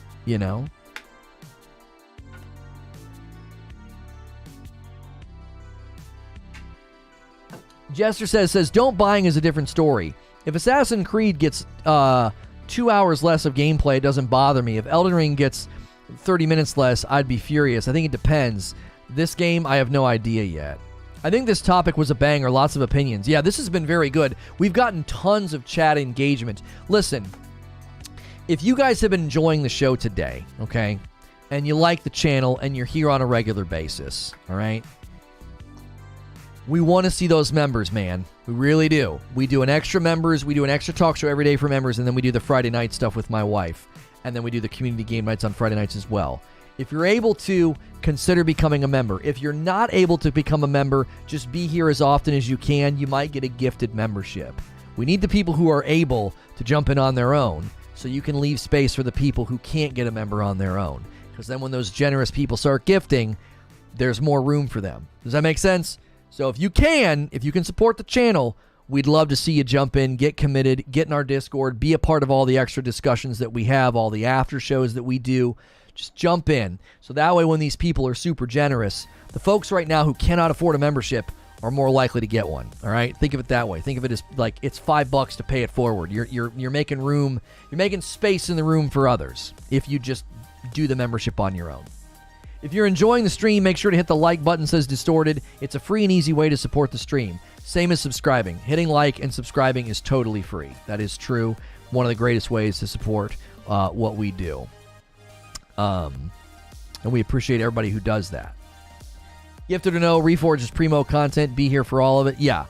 I don't need an explanation for why you can't do membership. If you can't do a membership right now, we love you and appreciate your support and your patronage of our content. If you can't afford a membership, that's why we're saying, listen, if you can throw $5 a month at the channel, you're going to help out some of these other people. And listen, we give a ton of extra content, man. That daily show at the end is really fun. Friday nights are really, really fun. We got all the extra room in the Discord. Get involved, man. We got a great community here. You really want to step in. It's a blast.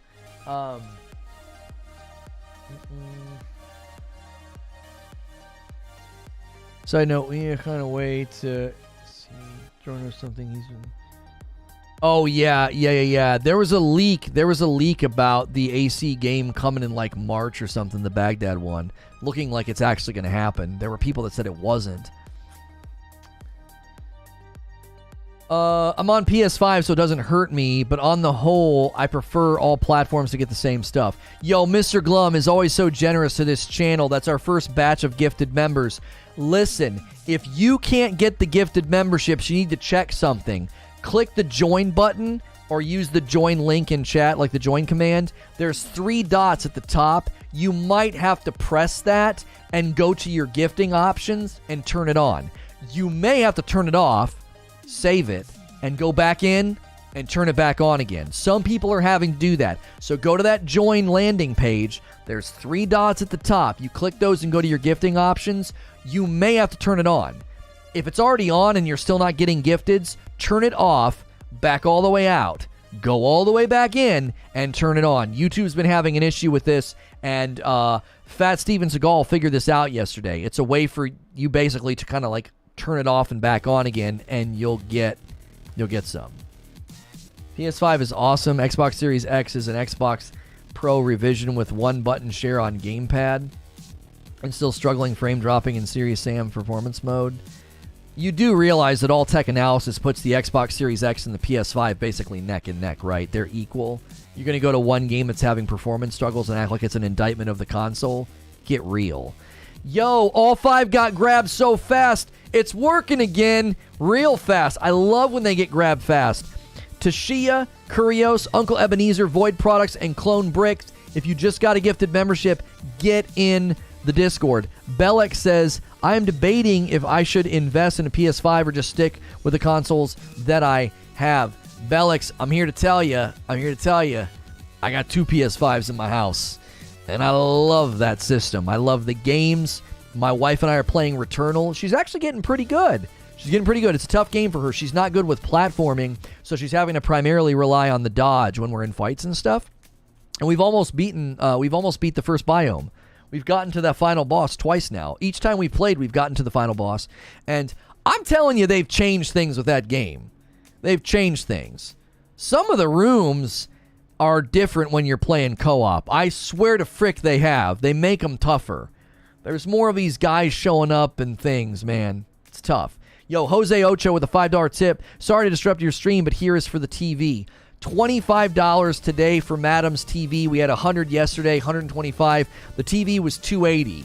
So you guys can continue to fund the TV we bought for my wife, Madam Crumpet, so that she can play Returnal with me on a TV that doesn't look like she's looking through mud. We played last night. Are the daily challenges available in co-op? No, because as soon as you load up the daily challenge, it loads you into an instance, because I did one this morning. I can do daily challenges on both consoles, so we each get that ether, but I don't think you can do the daily challenges co-op. Correct me if I'm wrong, but I don't think that you can. Co-op is reserved purely for a run through the biomes. That's it. You're clowning. The Series S is running every game fine. Stop capping. No, that's a completely different discussion. The Series S is not running everything fine. The Xbox Series S is having performance issues. Ignoring those issues won't make them go away, right? They won't make them go away. You can claim there's not issues, but there's too much tech analysis and too many experts out there pinpointing issues with the Series S. I'm not debating that with you this morning. I'm not going to debate with people that refuse to see the facts. Time will show that you guys just put your head in the sand, and you'll come out and you'll blame the developers, no doubt. When something runs like garbage on the Series S, it'll be the developers' fault. It won't be the fact that the Series S has memory constraints that were highlighted by major people in the development world years ago when it was first announced, 2 years or so ago. So, yeah.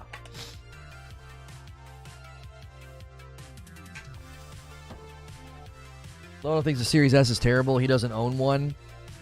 Yes, because if market analysis of a car was that it was running poorly and getting bad gas mileage from experts in the industry, I guess I have to buy it in order to quote that and say that. How many TVs we buying? I've got enough now. Eugene helped me tweak the settings last night. It actually looks really good. When we first booted it up, they sold it with a garbage HDMI cable. And I was like, why did you guys buy this television for me? It makes every other TV look like trash. And then slowly but surely, I was like, I think something's wrong. So Eugene found a video. I swapped the cable, fiddled with some settings, and it looks close. My TV that you guys got me is obviously a 10. This is like an 8. There's a very noticeable difference between an 8 and a 10. But when I first set it up, it was like her TV was like a 5 and mine was a 10. I was like, what the frick? I was like, I didn't think it would be this big of a difference. I was like, my gosh. Changing the cable, because apparently they just send it with a garbage cable, and turning on HDMI enhanced mode and HDR, it looks great now. I don't mind cosmetics because it shows where you like to play. Purple is purple, Sony's blue. I don't think the console-specific missions takes away from the game. I don't like it.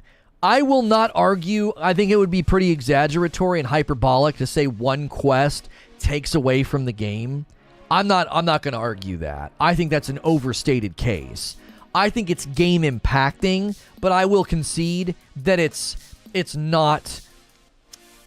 doesn't detract from and harm the experience of people playing on the Xbox. I'm not going to argue that. If you're just tuning in, Hogwarts Legacy getting PS5 exclusives is something that we've been debating this morning. Where do you land on it? How do you feel about it? I've got some discussion questions still to bat around. I asked already if this affected your desire to pre-order or play. Okay. Question 2.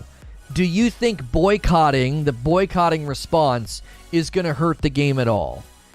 There are people boycotting for a variety of reasons. There's all the reasons surrounding J.K. Rowling, which we don't indulge that thoughtless debate or attacking her, and because I think it's a waste of time. There's people boycotting because they ran out of collector's editions.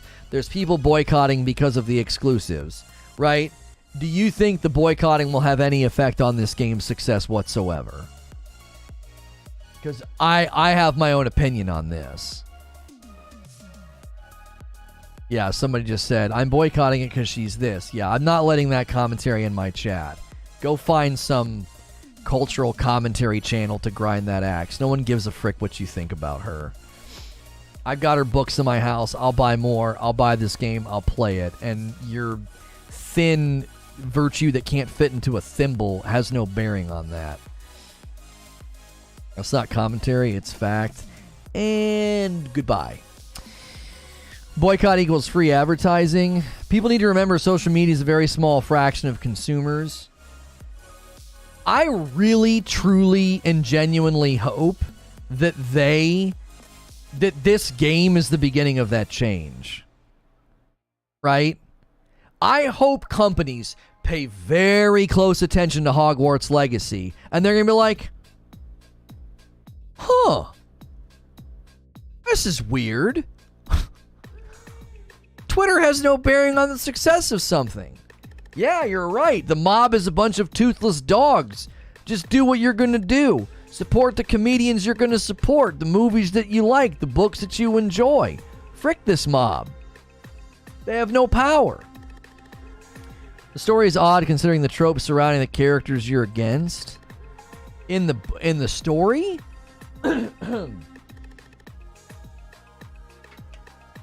Companies that have issues are newer to PC porting, Square and FromSoft. I'm not sure what you're talking about.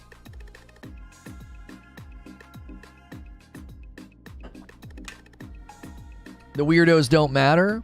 That's what I'm saying. Like, the people that want to turn every issue into a career-ending issue. They want to twist every quote. They want to hurt every person that's been massively successful. Like, if this game can step out on the battlefield and be like, none of that crap matters. It doesn't. It doesn't matter. Please do not invoke certain topics in my chat, Narwaffle. Jiminy freaking Christmas. Like, if Hogwarts Legacy can come out and people are like, you know what? We're here. And if all the mudslinging gets nowhere, and I just hope more companies start to see that, you know what I'm saying? Like, these guys, it's just that the mob is just toothless. Bunch of toothless dogs. JK had nothing to do with it. It's all done by Portkey Games. So what's the gripe? I mean, homie. I do not want to debate why people dislike her.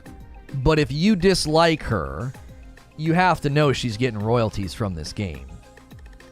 She gets royalties from any property surrounding Harry Potter. And that's their issue with it. And I'm fine with it. I hope it breaks records, and so they can grind their teeth into dust, seething on the internet and doing nothing for real world change.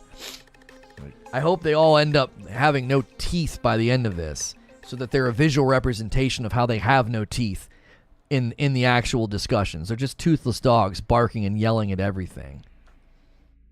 That's what I hope. Like, I don't think these people are good for anything. I think that they are shallow, you know, and I think that they cause more harm than good. And I'm here to tell you that this game will prove the reality that I've been saying for years.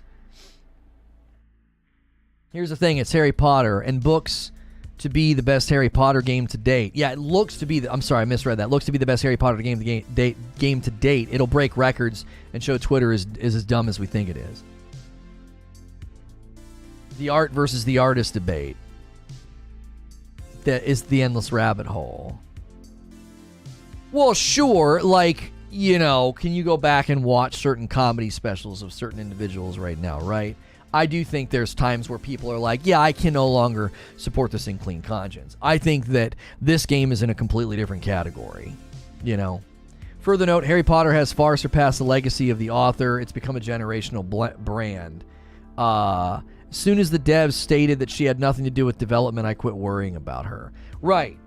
Now, there are also people boycotting because they ran out of collector's editions, which seems weird to me. It seems weird to me. Isn't that the entire point of a collector's edition? For it to be like limited? Do you think they're just making 1 million of those books and those wands, and then if not everybody orders them, then what are they supposed to do with them? Right? Collector's editions in general are limited. Like, there were people that were literally boycotting and saying, well, I'm not going to buy the game now because you ran out of collector's editions. I was like, I'm pretty sure this is how every collector's edition has ever worked since the beginning of time. After launch, they will have a better edition, but collector's editions are limited volume. Well, yeah, because they're physical items that were created that have to be, you know, made a limited quantity to ensure that they all sell. You know what I'm saying? You can't be like, yeah, we'll just keep making them. Hopefully they all sell. Hopefully they all sell. And if not, we're going to be sitting around with a whole lot of, you know, fake books and magnetic wands. My answer may be shocking, but there's no ethical consumption, so everyone has to make the art versus artist decision for themselves. I don't subscribe to that theory. I'm not a very big fan of this guy, but I sure love money. I collected limited edition screen prints from Mondo, and they sell out all the time. I don't always get one. It sucks, but that's the idea of a collector's edition. I don't want the book or the wand thing, but it's cool, and if I wanted one, you'd be sure if I'd want the collector's edition status to be boosted by limited availability. If I'd wanted one, you'd be sure that I'd want its collector's status. Oh, okay. So you, Derek, would like the fact that it's limited in quantity. Sure. I get it. It's not just cool. It's cool because only so many thousands of people have them. Right. For sure. If you guys are just tuning in, we have been debating Hogwarts Legacy getting PS5 exclusives, whether or not we like it or dislike it. Now we're sort of talking about whether or not the boycotting will have an impact on it. There were actually people boycotting, and they were saying, listen, I was going to do a Hogwarts Legacy pre-order. I'm not doing it now because they ran out of collector's editions. We actually covered the Hogwarts Legacy collector's edition. They had a whole trailer, and we watched it and looked at all the cool stuff that you could get. Good resale value if limited, for sure. That's a dope shirt, Lono. Thank you. If you guys ever enjoy the shirt, or if you think my glasses are snazzy, you can use the glasses or shirt command. These are from sponsors of the stream, so we appreciate that. Gunner Optics, 80s Tees, and the best way to support is to do all the free things. Smash like, hit subscribe, and get involved in chat. And if you want to go beyond that, you can become a paying member or wait around for a gifted membership. The more you watch, the more likely you are to get one. If I buy one of the 500 Ferraris and I want to play it with the number on the dash, right? I wish they would have released the first to members of the Wizarding World fan club, the official app first. That way, fans get it and not scalpers. Yeah, I would be concerned how many scalpers got them, Jay. I wonder how common that is with collector's editions as it is with the consoles themselves or like sneakers. I hear about limited collector's editions, says Sean, but what if in a diabolical scheme to make money, they decided to make more of them? Usually they do. Usually they do. A lot of times they have production on standby and they say, listen, depending on how fast this sells, we may ramp up and do another batch.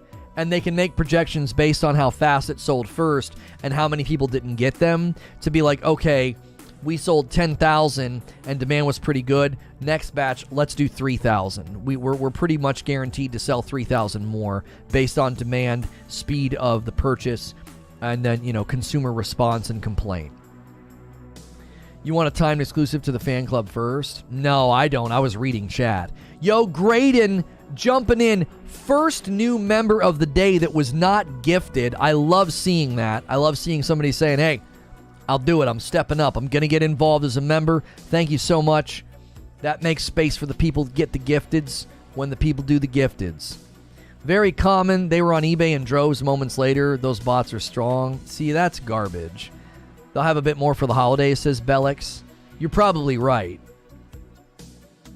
Hair on point. Thank you. You're the second person to say my hair's on point today. I appreciate that. I don't know. I try to look nice for the show. Like, I've been weekly taking care of the neck beard, so I don't embrace the internet trope. My studio is in the basement of my home. It's a nice finished room. I'm no longer down in a dungeon at our duplex from years ago. But I try to get rid of the neck beard. I try to look nice for the show. I'd say make collector's editions a timed exclusive, but not a limited volume. You can buy as many as you want for the first month. I don't have a marketing degree for nothing, says Bellix. Yeah, the holiday push will be huge, especially considering the game was supposed to release around the holidays, right? Getting rid of the neck beard is slimming. You know what else is slimming? Losing weight. I've lost like 13 pounds. I was like 163 last year when I was having issues with my blood pressure. And the cardiologist was like, nobody would look at you and think you need to lose weight. He's like, but you could lose some weight. I've lost 13 pounds. And I've not even been hitting the bike. I've just been more active and eating better and drinking way less. Drinking way less will immediately slim me down. But yeah, I'm down from 163 to 150. Remember when I said 250 and people were like, what the frick, Lono? Yeah, I'm down from 163 to 150 and I'm holding at 150. So, and I know people that struggle with weight are like, shut the frick up, small man. But I feel better. So, that's why you've been cranky lately. You've been hungry. You know what's funny is I actually feel a sense of hunger more often than I used to. Yes, because I'm snacking less and eating better. Yeah. And I am having to adjust to that because I am prone to being a hangry person. I am. Yeah, I get a little hungry and I'm like, yeah, shut up. Like I just, the dark passenger comes out. Yo, what's good, Backwoods Biscuit? That little potbelly for a few months there. My belly never had like that. That was a posture thing. Like the few times I stood up and you were like, you asked about like, you have a potbelly? It's posture. I stand poorly sometimes. Like I stand up and I almost like it's a thing with my back that I've been working on. It was all up here. It was all up here. And a little bit on my sides. It's getting a little fluffy. I didn't carry it really there. That's just a posture thing. I just don't have the greatest posture. Water works for that? It does. I should probably stop drinking this coffee. I've had enough for the day. Reforge roast.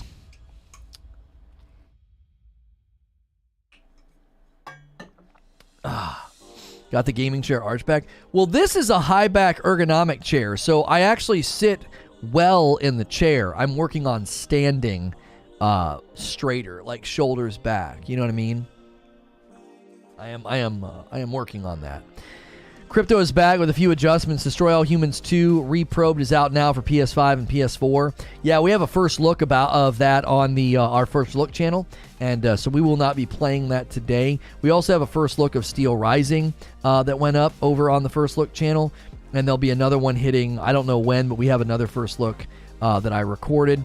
And the updates channel continues to grow, so thank you everybody who's done that. This channel just hit another milestone today as we inch closer to 18,000 subs. Gaming chairs are crap for the back. This is why I want to work with Mavix, because Mavix does the high back ergonomic mesh chairs that I think are very good for posture.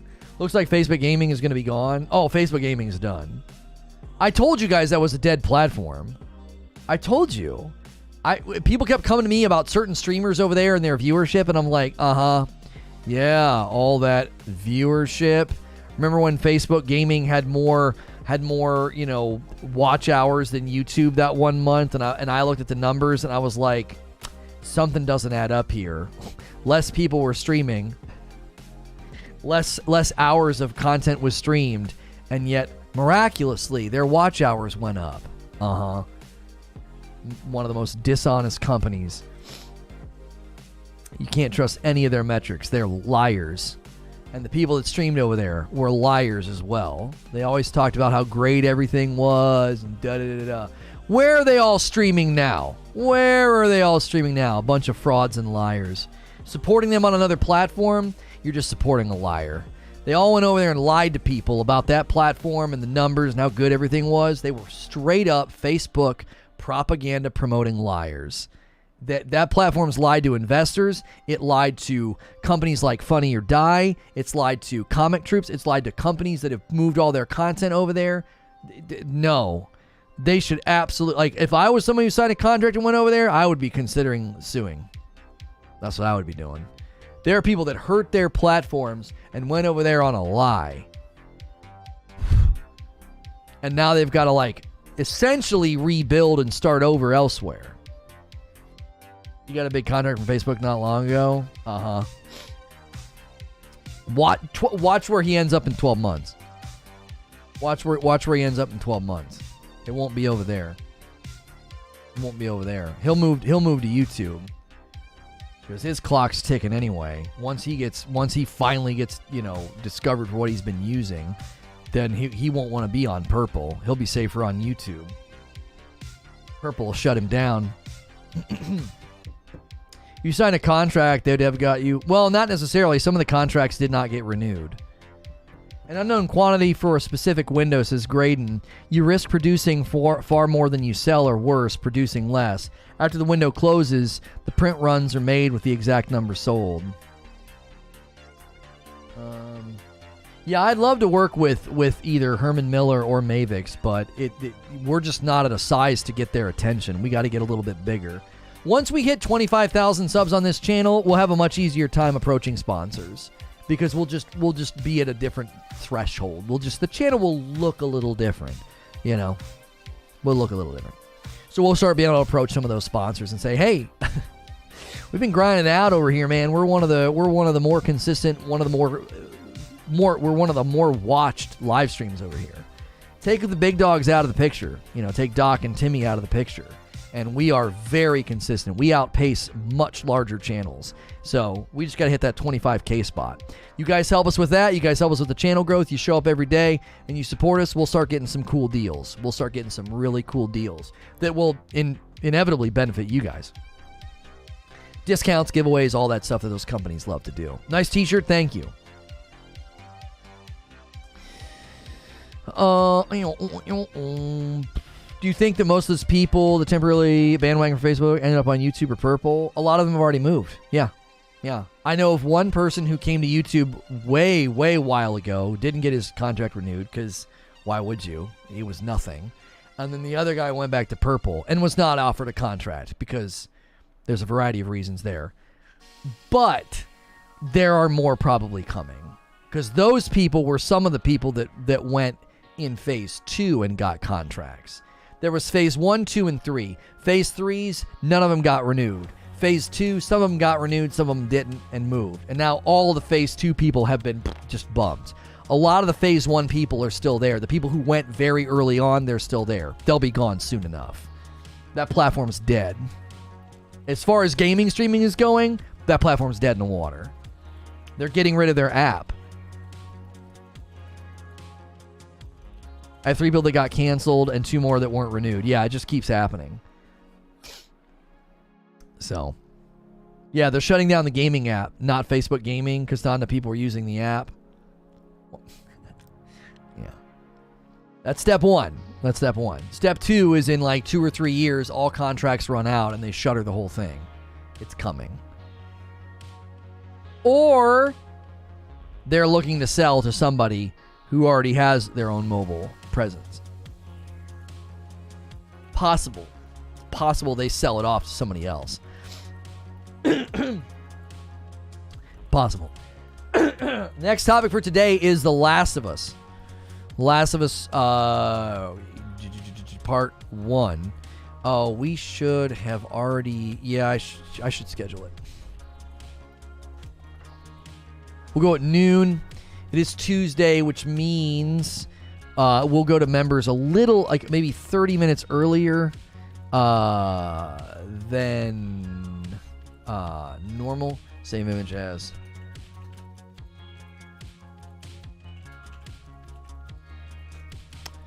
And save that. Because I coach my daughter's soccer team on Tuesdays. And we will be having to go just a teensy bit early to members only, but that's not going to cut the content short at all. Schedule a stream, create new. I accidentally reused previous settings. That would have been a giant mistake. Reuse the previous settings for a members only stream. That's not ideal.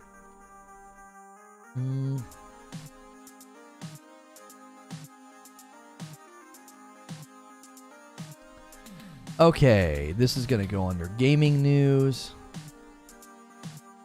The next topic is about Naughty Dog doubling down, so it will likely be a pretty good debate.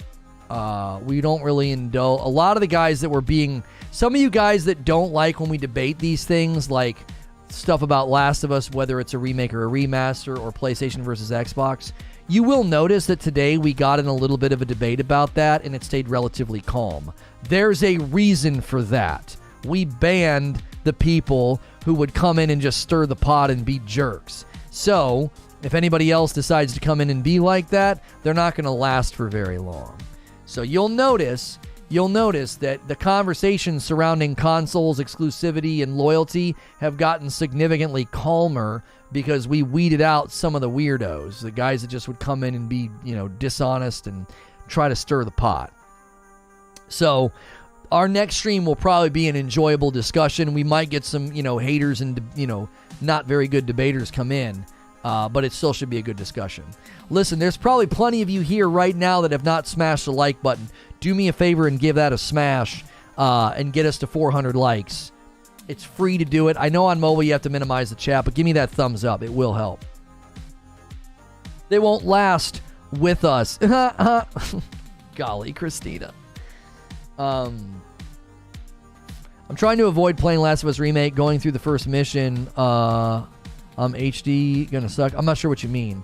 My new PS5 seems to have a bunch of stuff built in for streaming. Is that Sony specific, or did they get to choose to do it with via YouTube or Purple? I'm not sure. There's rumors that they're trying to work with Discord, Derek, to build their own streaming infrastructure for people that want to do showcases and stuff. There's theories that Discord might be trying to build their own streaming gaming platform, and they're going to work with Sony, or Sony wants to do it.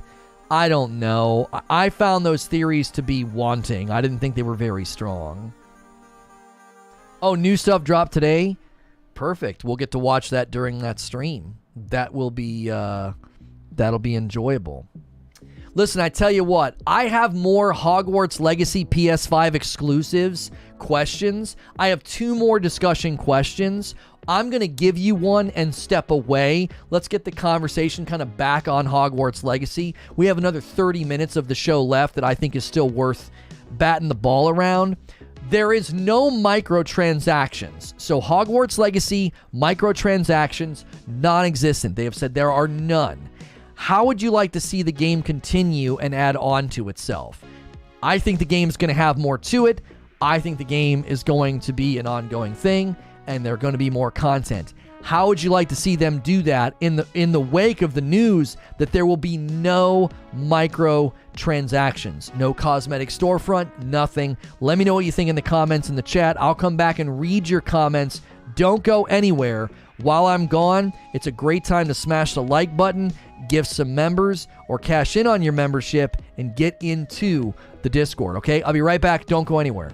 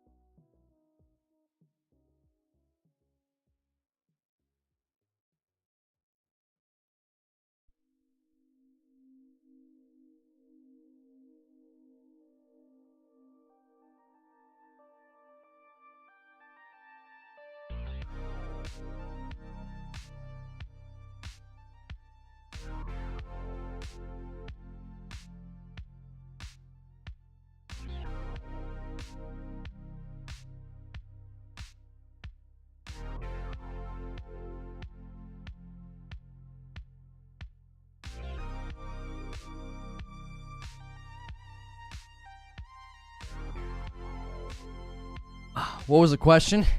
The question was, since Hogwarts Legacy will have no microtransactions, how would you like to see them to do ongoing content, since it wouldn't be something they could subsidize with like a cosmetic store? People are saying DLC expansions, co-op, DLCs and major expansions. With no microtransactions, says Silent Warrior, they will have to drop paid DLC if they plan on prolonging the game's playability. I would like all the DLC to be 2 years exclusive to PlayStation, like the Hawk Moon. Shut up, Russell.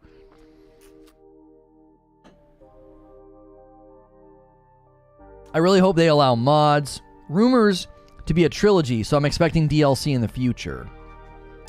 See, if they're going to do a trilogy, that would make sense, right? Year 5, then 6 and 7 would be the second and third games. I was thinking the DLC could be years 6 and 7. But if there's rumors of a trilogy, they could literally do Hogwarts Legacy 2 and Hogwarts Legacy 3. If the game's very recognizable, if it's got really good marketing pull, good SEO, you just add the numbers. And you just know that you could jump in fresh to number 2 or bring your character with you and start, year 6. Whole new story, whole new experiences, as you progress as a student. I'd love to see them go through each other year of Hogwarts. Right, yeah. And the DLCs would then be maybe less expansive, but then it would leave room for those trilogy pieces to be really good. Exclusives. That's all stupid Sony cares about. What about better services, hardware, and most important, better prices? Well, their hardware is great. So is their controller. New controller coming out. Better prices. They have a market pricing parity outside of the $70 they charge for games that have been, enhanced for next gen. Some of the pricing points aren't up to them either. Like some games are launching at $70. And I guarantee you that's up to the company, like Skull and Bones and Gotham Knights. I don't think Sony's dictating to them that they have to be $70. And as far as exclusives, that's all Sony cares about. I mean, Xbox has exclusives and exclusive content as well. This isn't a new concept that only Sony is indulging.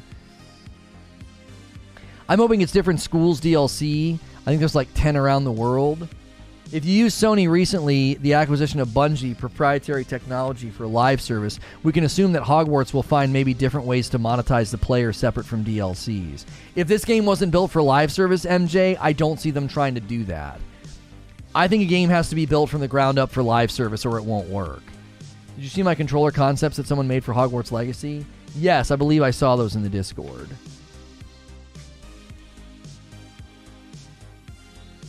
I really hope they are creative enough to not release numbered versions and just expand on the existing title to make a great experience.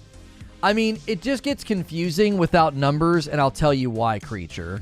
If you went with, like, Hogwarts Legacy Year 6, a lot of people would be like, is that just DLC? If you completely change the name to, Hogwarts Legacy, and then the next one is, like, Hogwarts Dynasty or something. I just grabbed a random word, all right? I think, again, you run the risk of people being like, is this a new game? Is it DLC? Is it an expansion? Like, I'm not saying that they can't do that. I'm just saying for marketing purposes, sometimes it's crystal freaking clear when you put a number. There's no question in someone's mind what Hogwarts Legacy 2 is. You know what I mean? There's no question. It's as clear as crystal when they say that. Now, if they call it, Hogwarts Legacy Year 6 or Hogwarts Legacy the later years or Hogwarts Dynasty, people might be like, is that a brand new game or is it an expansion or a DLC? Name your expansions and build a great experience. No need for new games. Oh, I see what you're saying. You're saying just continue to expand upon the existing game. You've already built the school. Just kind of keep things going. Yeah, I mean, I think I could see reason to that, to be like, yeah, Tiny Tina's Hogwarts. Yeah. I think I picked the wrong class. My wife and I started that game, and the guy that, like, spins around really fast with his axe, I don't think I like him. I thought I was going to like him, and I just don't. I want to kind of start over. I also feel like we just need to start over and only play on the PlayStations, because I hate running it on PC. She gets weird performance issues on PC, A ton of you guys, if you're still here today, by the way, and this is like one of the first times you've clicked on my stream, I appreciate that. A lot of you found me today on your homepage, or I was suggested on like another video. And if you decided to click on my stream because of that, I hope you've enjoyed your time. We're going to continue streaming. We've got more to talk about with Hogwarts and a second show coming. So I hope you hit subscribe so you can be involved in chat. I hope you enjoy my content. I am safe for work. A great way to show appreciation for my content is to smash the like button. We only need 30 more likes to hit 400. I know it seems weird, but those like milestones really help. Wonderland's Friday night. It's hard to do Wonderlands because we would need 2 separate screens. Like, I need to figure out a way, honestly. I know what I need to do. I have room for it. I could put a monitor over here on my left that would have chat on it vertical. And then I could potentially take the chat monitor and rotate it and plug my wife. No, I'd want it to be simpler than that. I could take a monitor and put it over here on my left.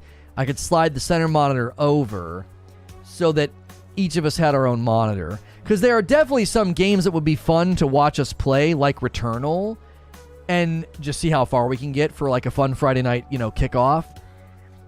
And then move to like goofy games. But like, I need another monitor. And I have monitors that I can use. I actually have good monitors. I have a smaller, really good monitor I could put over here on the left that I decided to keep. And there's room for it.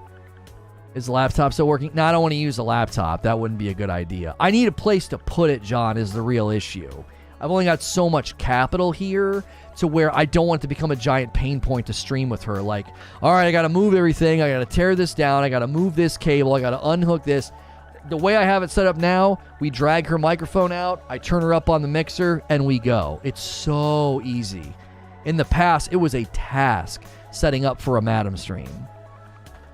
Even Jedi Fallen Order Survivor would have been a better title than Jedi Survivor. I honestly think Jedi Fallen Order 2 would have been better. Wonderlands is one of those games that I will wait for the full amount of content comes out to play it. I'm not a fan of waiting for content. Renovate the studio? Yeah, let's just renovate the whole studio. Let's knock the walls out. Imagine it wouldn't be too hard to reset a student going into their next year for school. They've grown, some new clothes, new classes, spells, teachers. It'd be really cool if they did some kind of an aging thing to your character. So like when you launched into the sequel or the DLC, they like made your character look a little bit older. You know what I mean? Survivor's just stupid for a title. There's so much content on YouTube that competes with that title. That's another reason it's dumb. I don't think there will be a Hogwarts Legacy 2. It's the best that they just finish it with Year 7. But you're starting as a Year 5 student in this game. So Hogwarts Legacy 2 and 3 would be Year 6 and 7. Or you would do all of Year 6 and 7 as DLC expansions and they just continue to use the existing game. The thing that they could really pull off that not a lot of games could pull off is literally selling you a sequel that's primarily rooted in the same dadgum place because they've already built Hogwarts. And people will be like, are we really going to pay for a game that's using the school again? But I wonder if most people just wouldn't care. You know what I mean? Why not just have all 3 years in one game? Well, that's what we're discussing. Like, which would you prefer? Would you prefer them do DLCs and expansions in the existing game, which arguably wouldn't be quite as substantive, they wouldn't be quite as large as a fully launched second game for Year 6 and a final third launched game for Year 7? Which would you prefer? Like, in my mind, I actually can't decide. I can't. I think both options would be pretty good. Because sometimes you just want something that's additive to your existing experience because you've already done everything in your character and all of that. But there's also something to be said for another really, really big game and sequel that might take you to a different school or might take you to a different location and place that is going to be larger and more substantive than, oh, hey, here's a DLC that, adds maybe 5 or 6 hours of content. I could probably argue it both ways. I could argue it both ways. That there's good reasons to do both.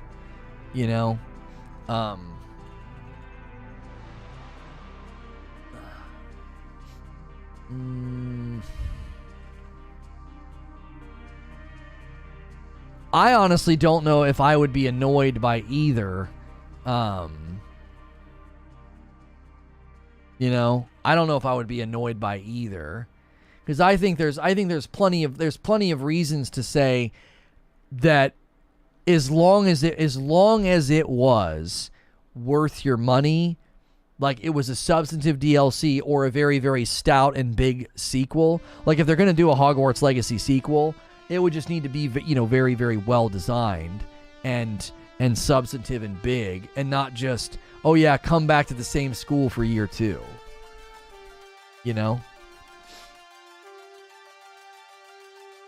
The open world Naruto games use essentially the same open world for the sequels. They just made some aesthetic changes. The game would have been so much better co-op or multiplayer, so you could have immersion with your friends.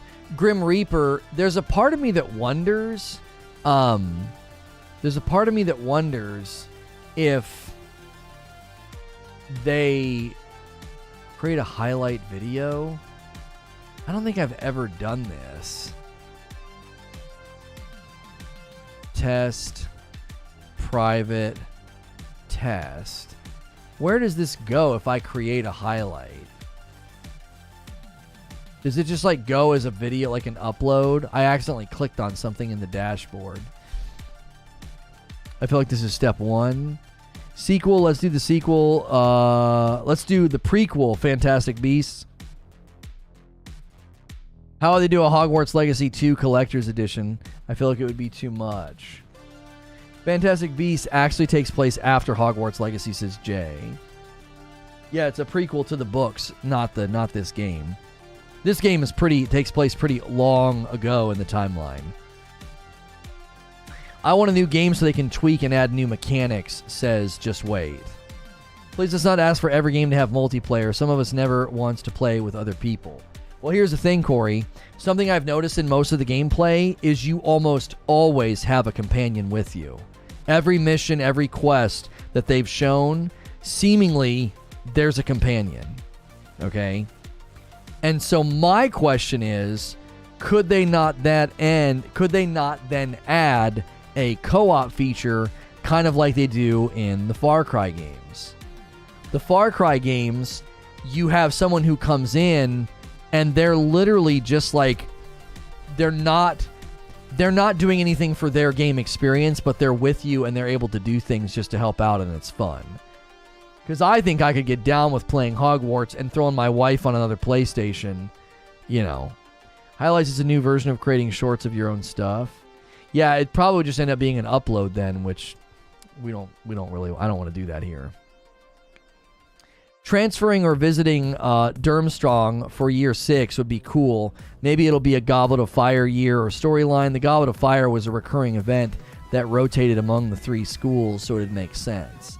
That'd be a perfect fit for a live service Harry Potter game, having events like that happen annually. You could have a Christmas event. You could have a Goblet of Fire event. You know? Perfectly good way to boot up and get stuff and, you know, get cosmetics.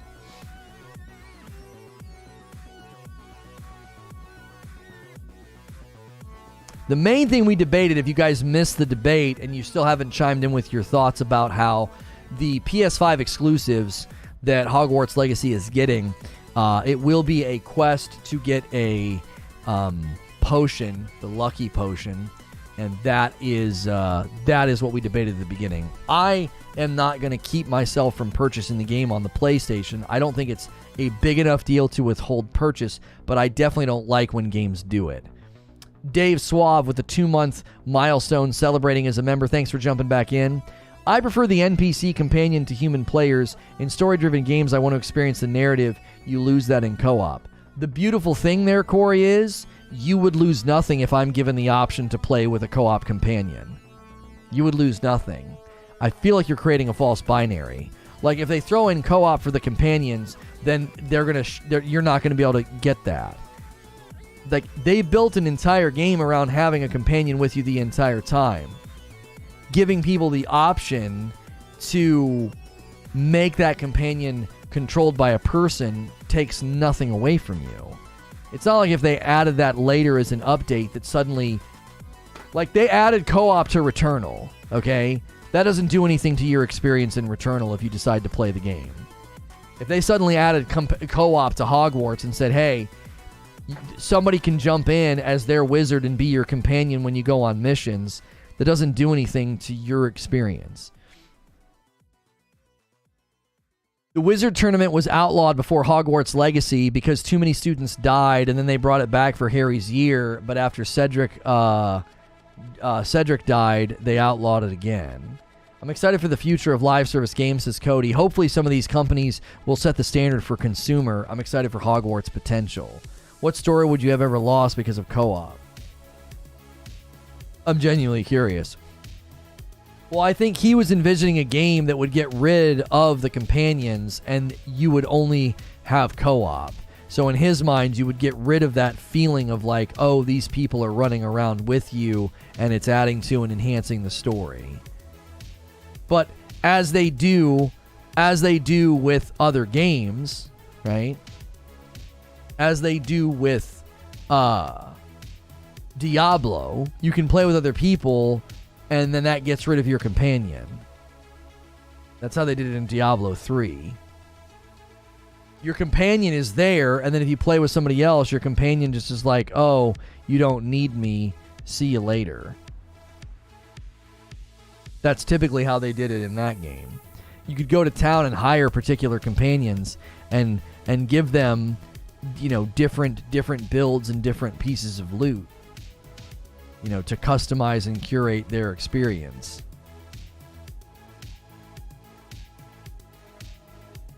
They could easily add other already existing schools in the world to increase the maps or add to the story, says Bellix. Give me 1 second. I'll go find it. It would be cool, though, because the movies cut so much out of the Goblet of Fire.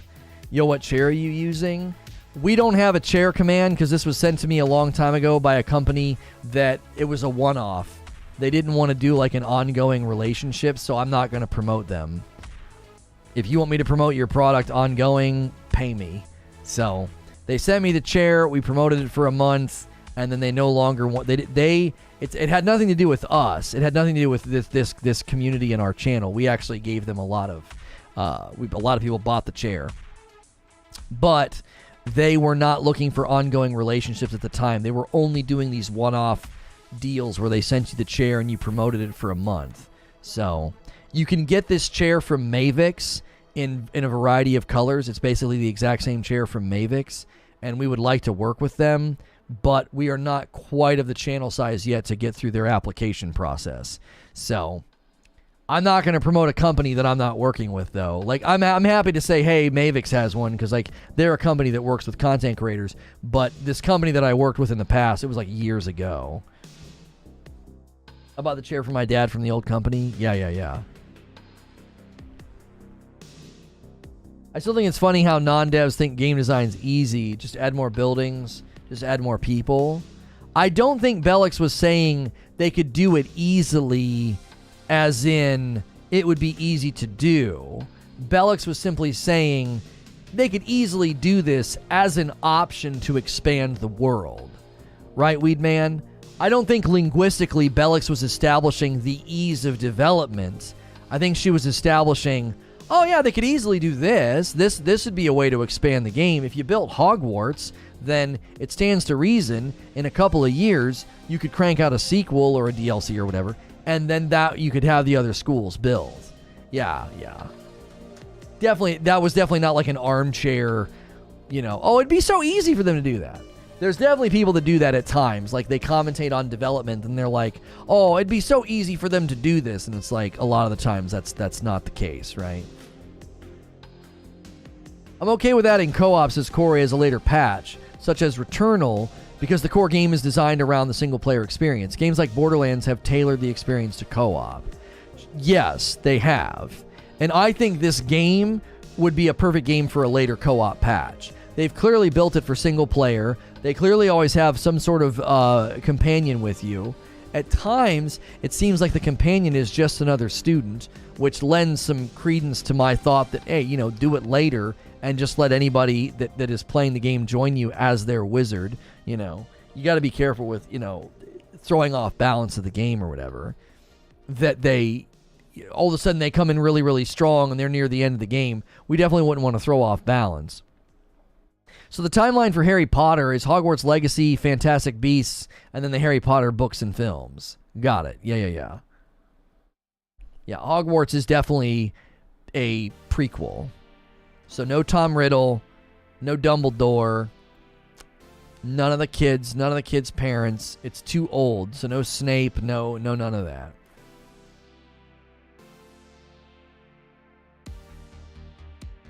Hogwarts Legacy website says collector's editions coming soon now. Yeah, they're probably going to do a restock. That's common with collector's editions. That's common to do restocks. It doesn't mean it's a restock. There's also the PC versions that have not yet been purchasable. There's also the Switch versions, as well as the Switch release date, which we currently do not have. Because when they announced the new Hogwarts Legacy release date, they said that the Switch version would be announced at a later time. Exactly what I mean. There's other schools besides that in the books that JK's already mentioned, like Castelo Bruxo in Brazil. Castelo Bruxo, probably. Or they reloaded the previous landing page. I can't imagine a game this big and this in demand accidentally showing coming soon. I mean, I guess stranger things have happened. Like Starfield and Redfall saying they're going to be at at Gamescom and then pulling out. So you know, it can happen. It can happen. These things can happen. Dumbledore's a possibility. He lived to be well over 100. I thought even in the timeline he wouldn't even be a baby yet. I thought somebody did the math on Dumbledore and thought, no, he would maybe be an infant. Maybe they'll hint at him being born or something. I don't know. That's the problem with co-op multiplayer. Matching equally leveled players so that one person's not OP, and then there's the balancing issues that come with co-op. Here's my thoughts on that. I've always felt that if somebody wants to let a higher level player drag them through content and they hide behind a box while the strong player kills all the enemies that are too strong, and they speed level and they don't engage with the content, I'm kind of like, if that person wants to play like an absolute bonehead and not really enjoy the game that they paid for, then let them. Dumbledore will come to Hogwarts in the 7th year. Our character starts in the 5th year, so he could be in the game. Harry's grandparents could be a possibility. Dumbledore would be, his first year would be our 7th year. Oh, so it's people have crunched the math and he could show up. That'd be a good way to end it. Is it hurting anyone? No, then let him. I feel that developers waste a lot of time on trying to micromanage edge cases. I feel like micromanaging edge cases is a complete waste of time.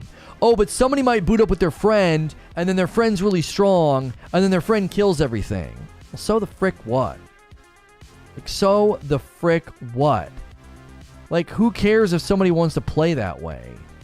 It's probably an edge case. Like, how many people are going to play that way? To an extent, you do need to protect the player from themselves.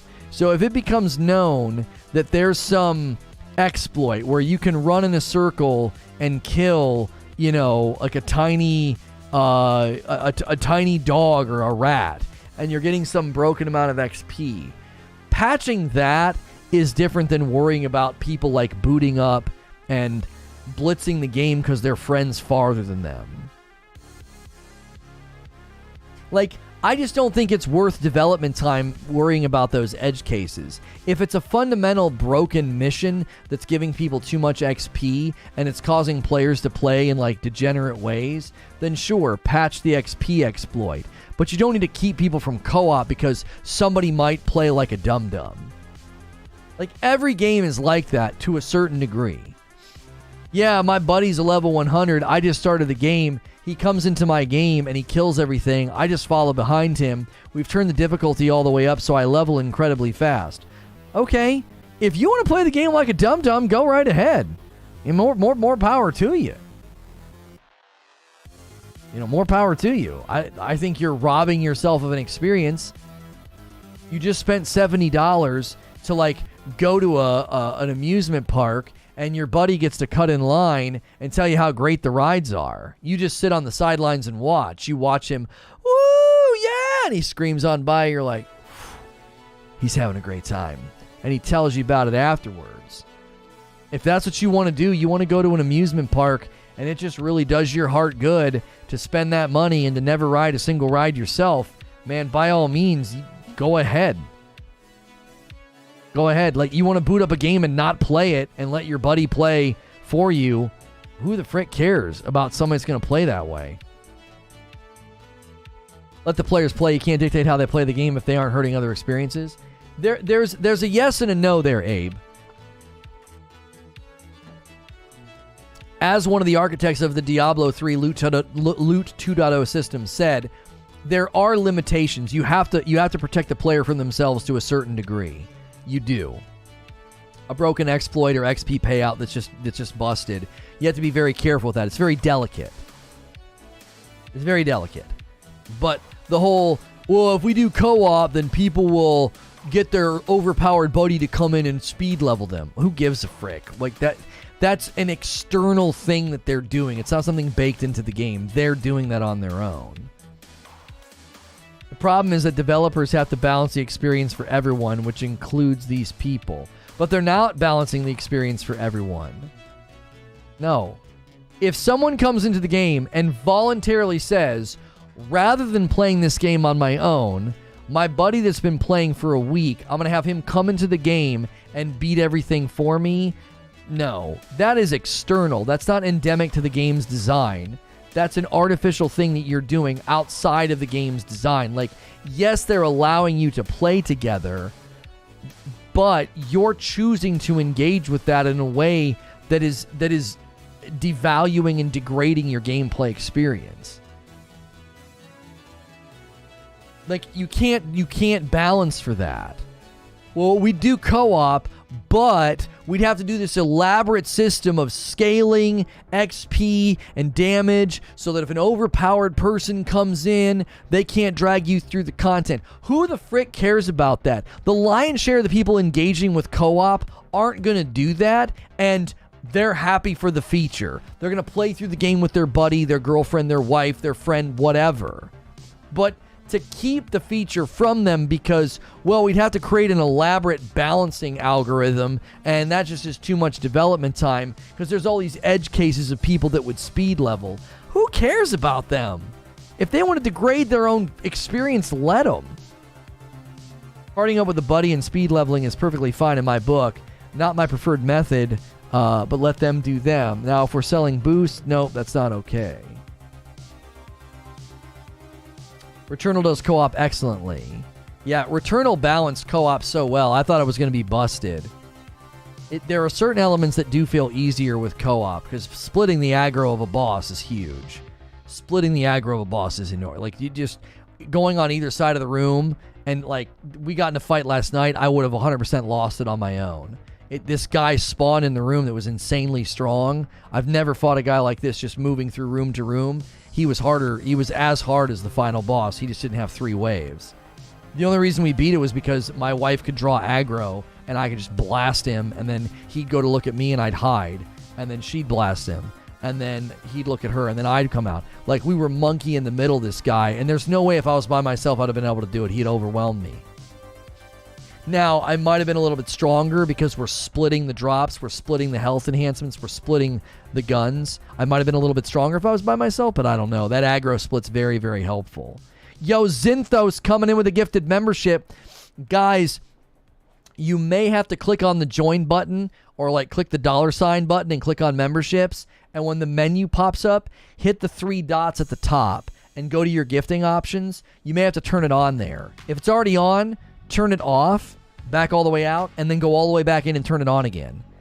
Certain people couldn't get gifted memberships until they did that, so you may have to go through that process to get Zinthos gifted membership. Something interesting, so Dumbledore will be joining Hogwarts in 1892. That year is exactly 100 years from the last Triwizard Tournament. Something to think about. Elden Ring balances for multiplayer too, if I recall. That's the point. Borderlands does that. They scale the damage and the drops based on co-op. So does Outriders. So does Diablo to a degree. The developers have tried to balance the game for multiple players, and it degrades the experience. Can only do 1 today. Thanks for the content. Homie, 1 is more than enough. Yo! Our team Mayday snagged it. Always love when I see a familiar name and face snag the membership. Get on in there, Ronald. Get on in there, Ronald. The option is gone after turning gifted on once for me. I can't turn it off. You have to go through the steps that I just outlined. You have to click on the join button or click on the $sign and click on memberships. Okay? And once you do that, you click at the top where there's 3 dots. Click gifted options and turn it off, turn it on. You have to turn it off and save it and then go back in and turn it on.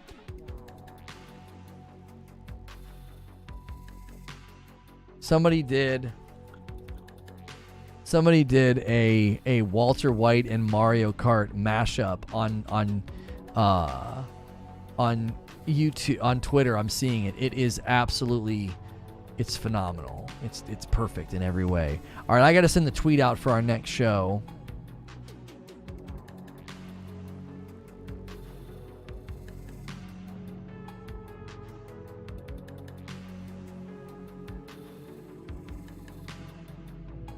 Share it in Discord. Got to see that. All right, hang on. It's unbelievably perfect.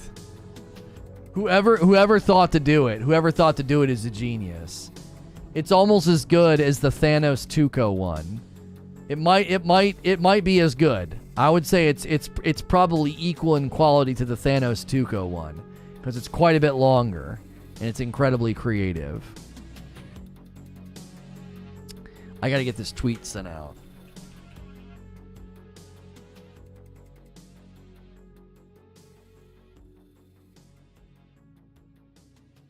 The Last of Us, Part 1. Yo, what's good, Omar? The Thanos Tuco one's amazing. Yeah. Copy link to tweet. All right, it's in the live chat. It's in the live chat.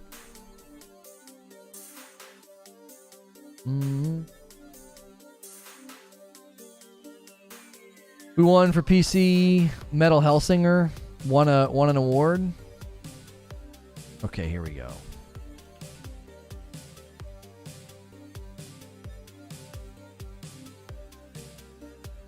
All right, let's do this debate. Let's do it.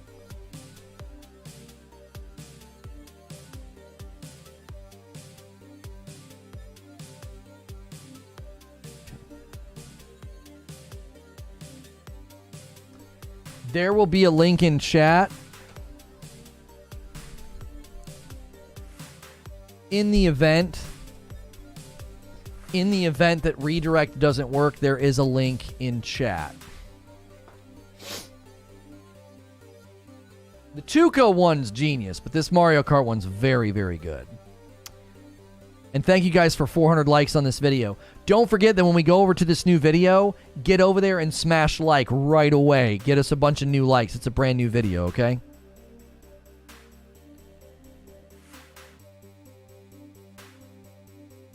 The Last of Us Part 1 remake continues to be both criticized as just being a remaster, and now Naughty Dog doubles down with a blog post, a video, new gameplay. We'll be looking at all of it. I'm going to open up the show by arguing this is not a remaster. This is a remake. This isn't me being driven by some sort of fanboyism. I just got done doing a stream about Hogwarts Legacy PS5 exclusives, criticizing and complaining and saying I don't like what they're doing for the Sony platform. This, in my mind, though, comes down to a lot of misunderstanding and misuse of terms, as well as people that just want to either hate on the game or the platform. We are going to end the previous Hogwarts Legacy stream and bring everybody over with the redirect. If you're watching the stream, be sure to hit subscribe and the bell button. I try to put all of the good information here right at the beginning of the stream. That way you don't have to go hunting for it.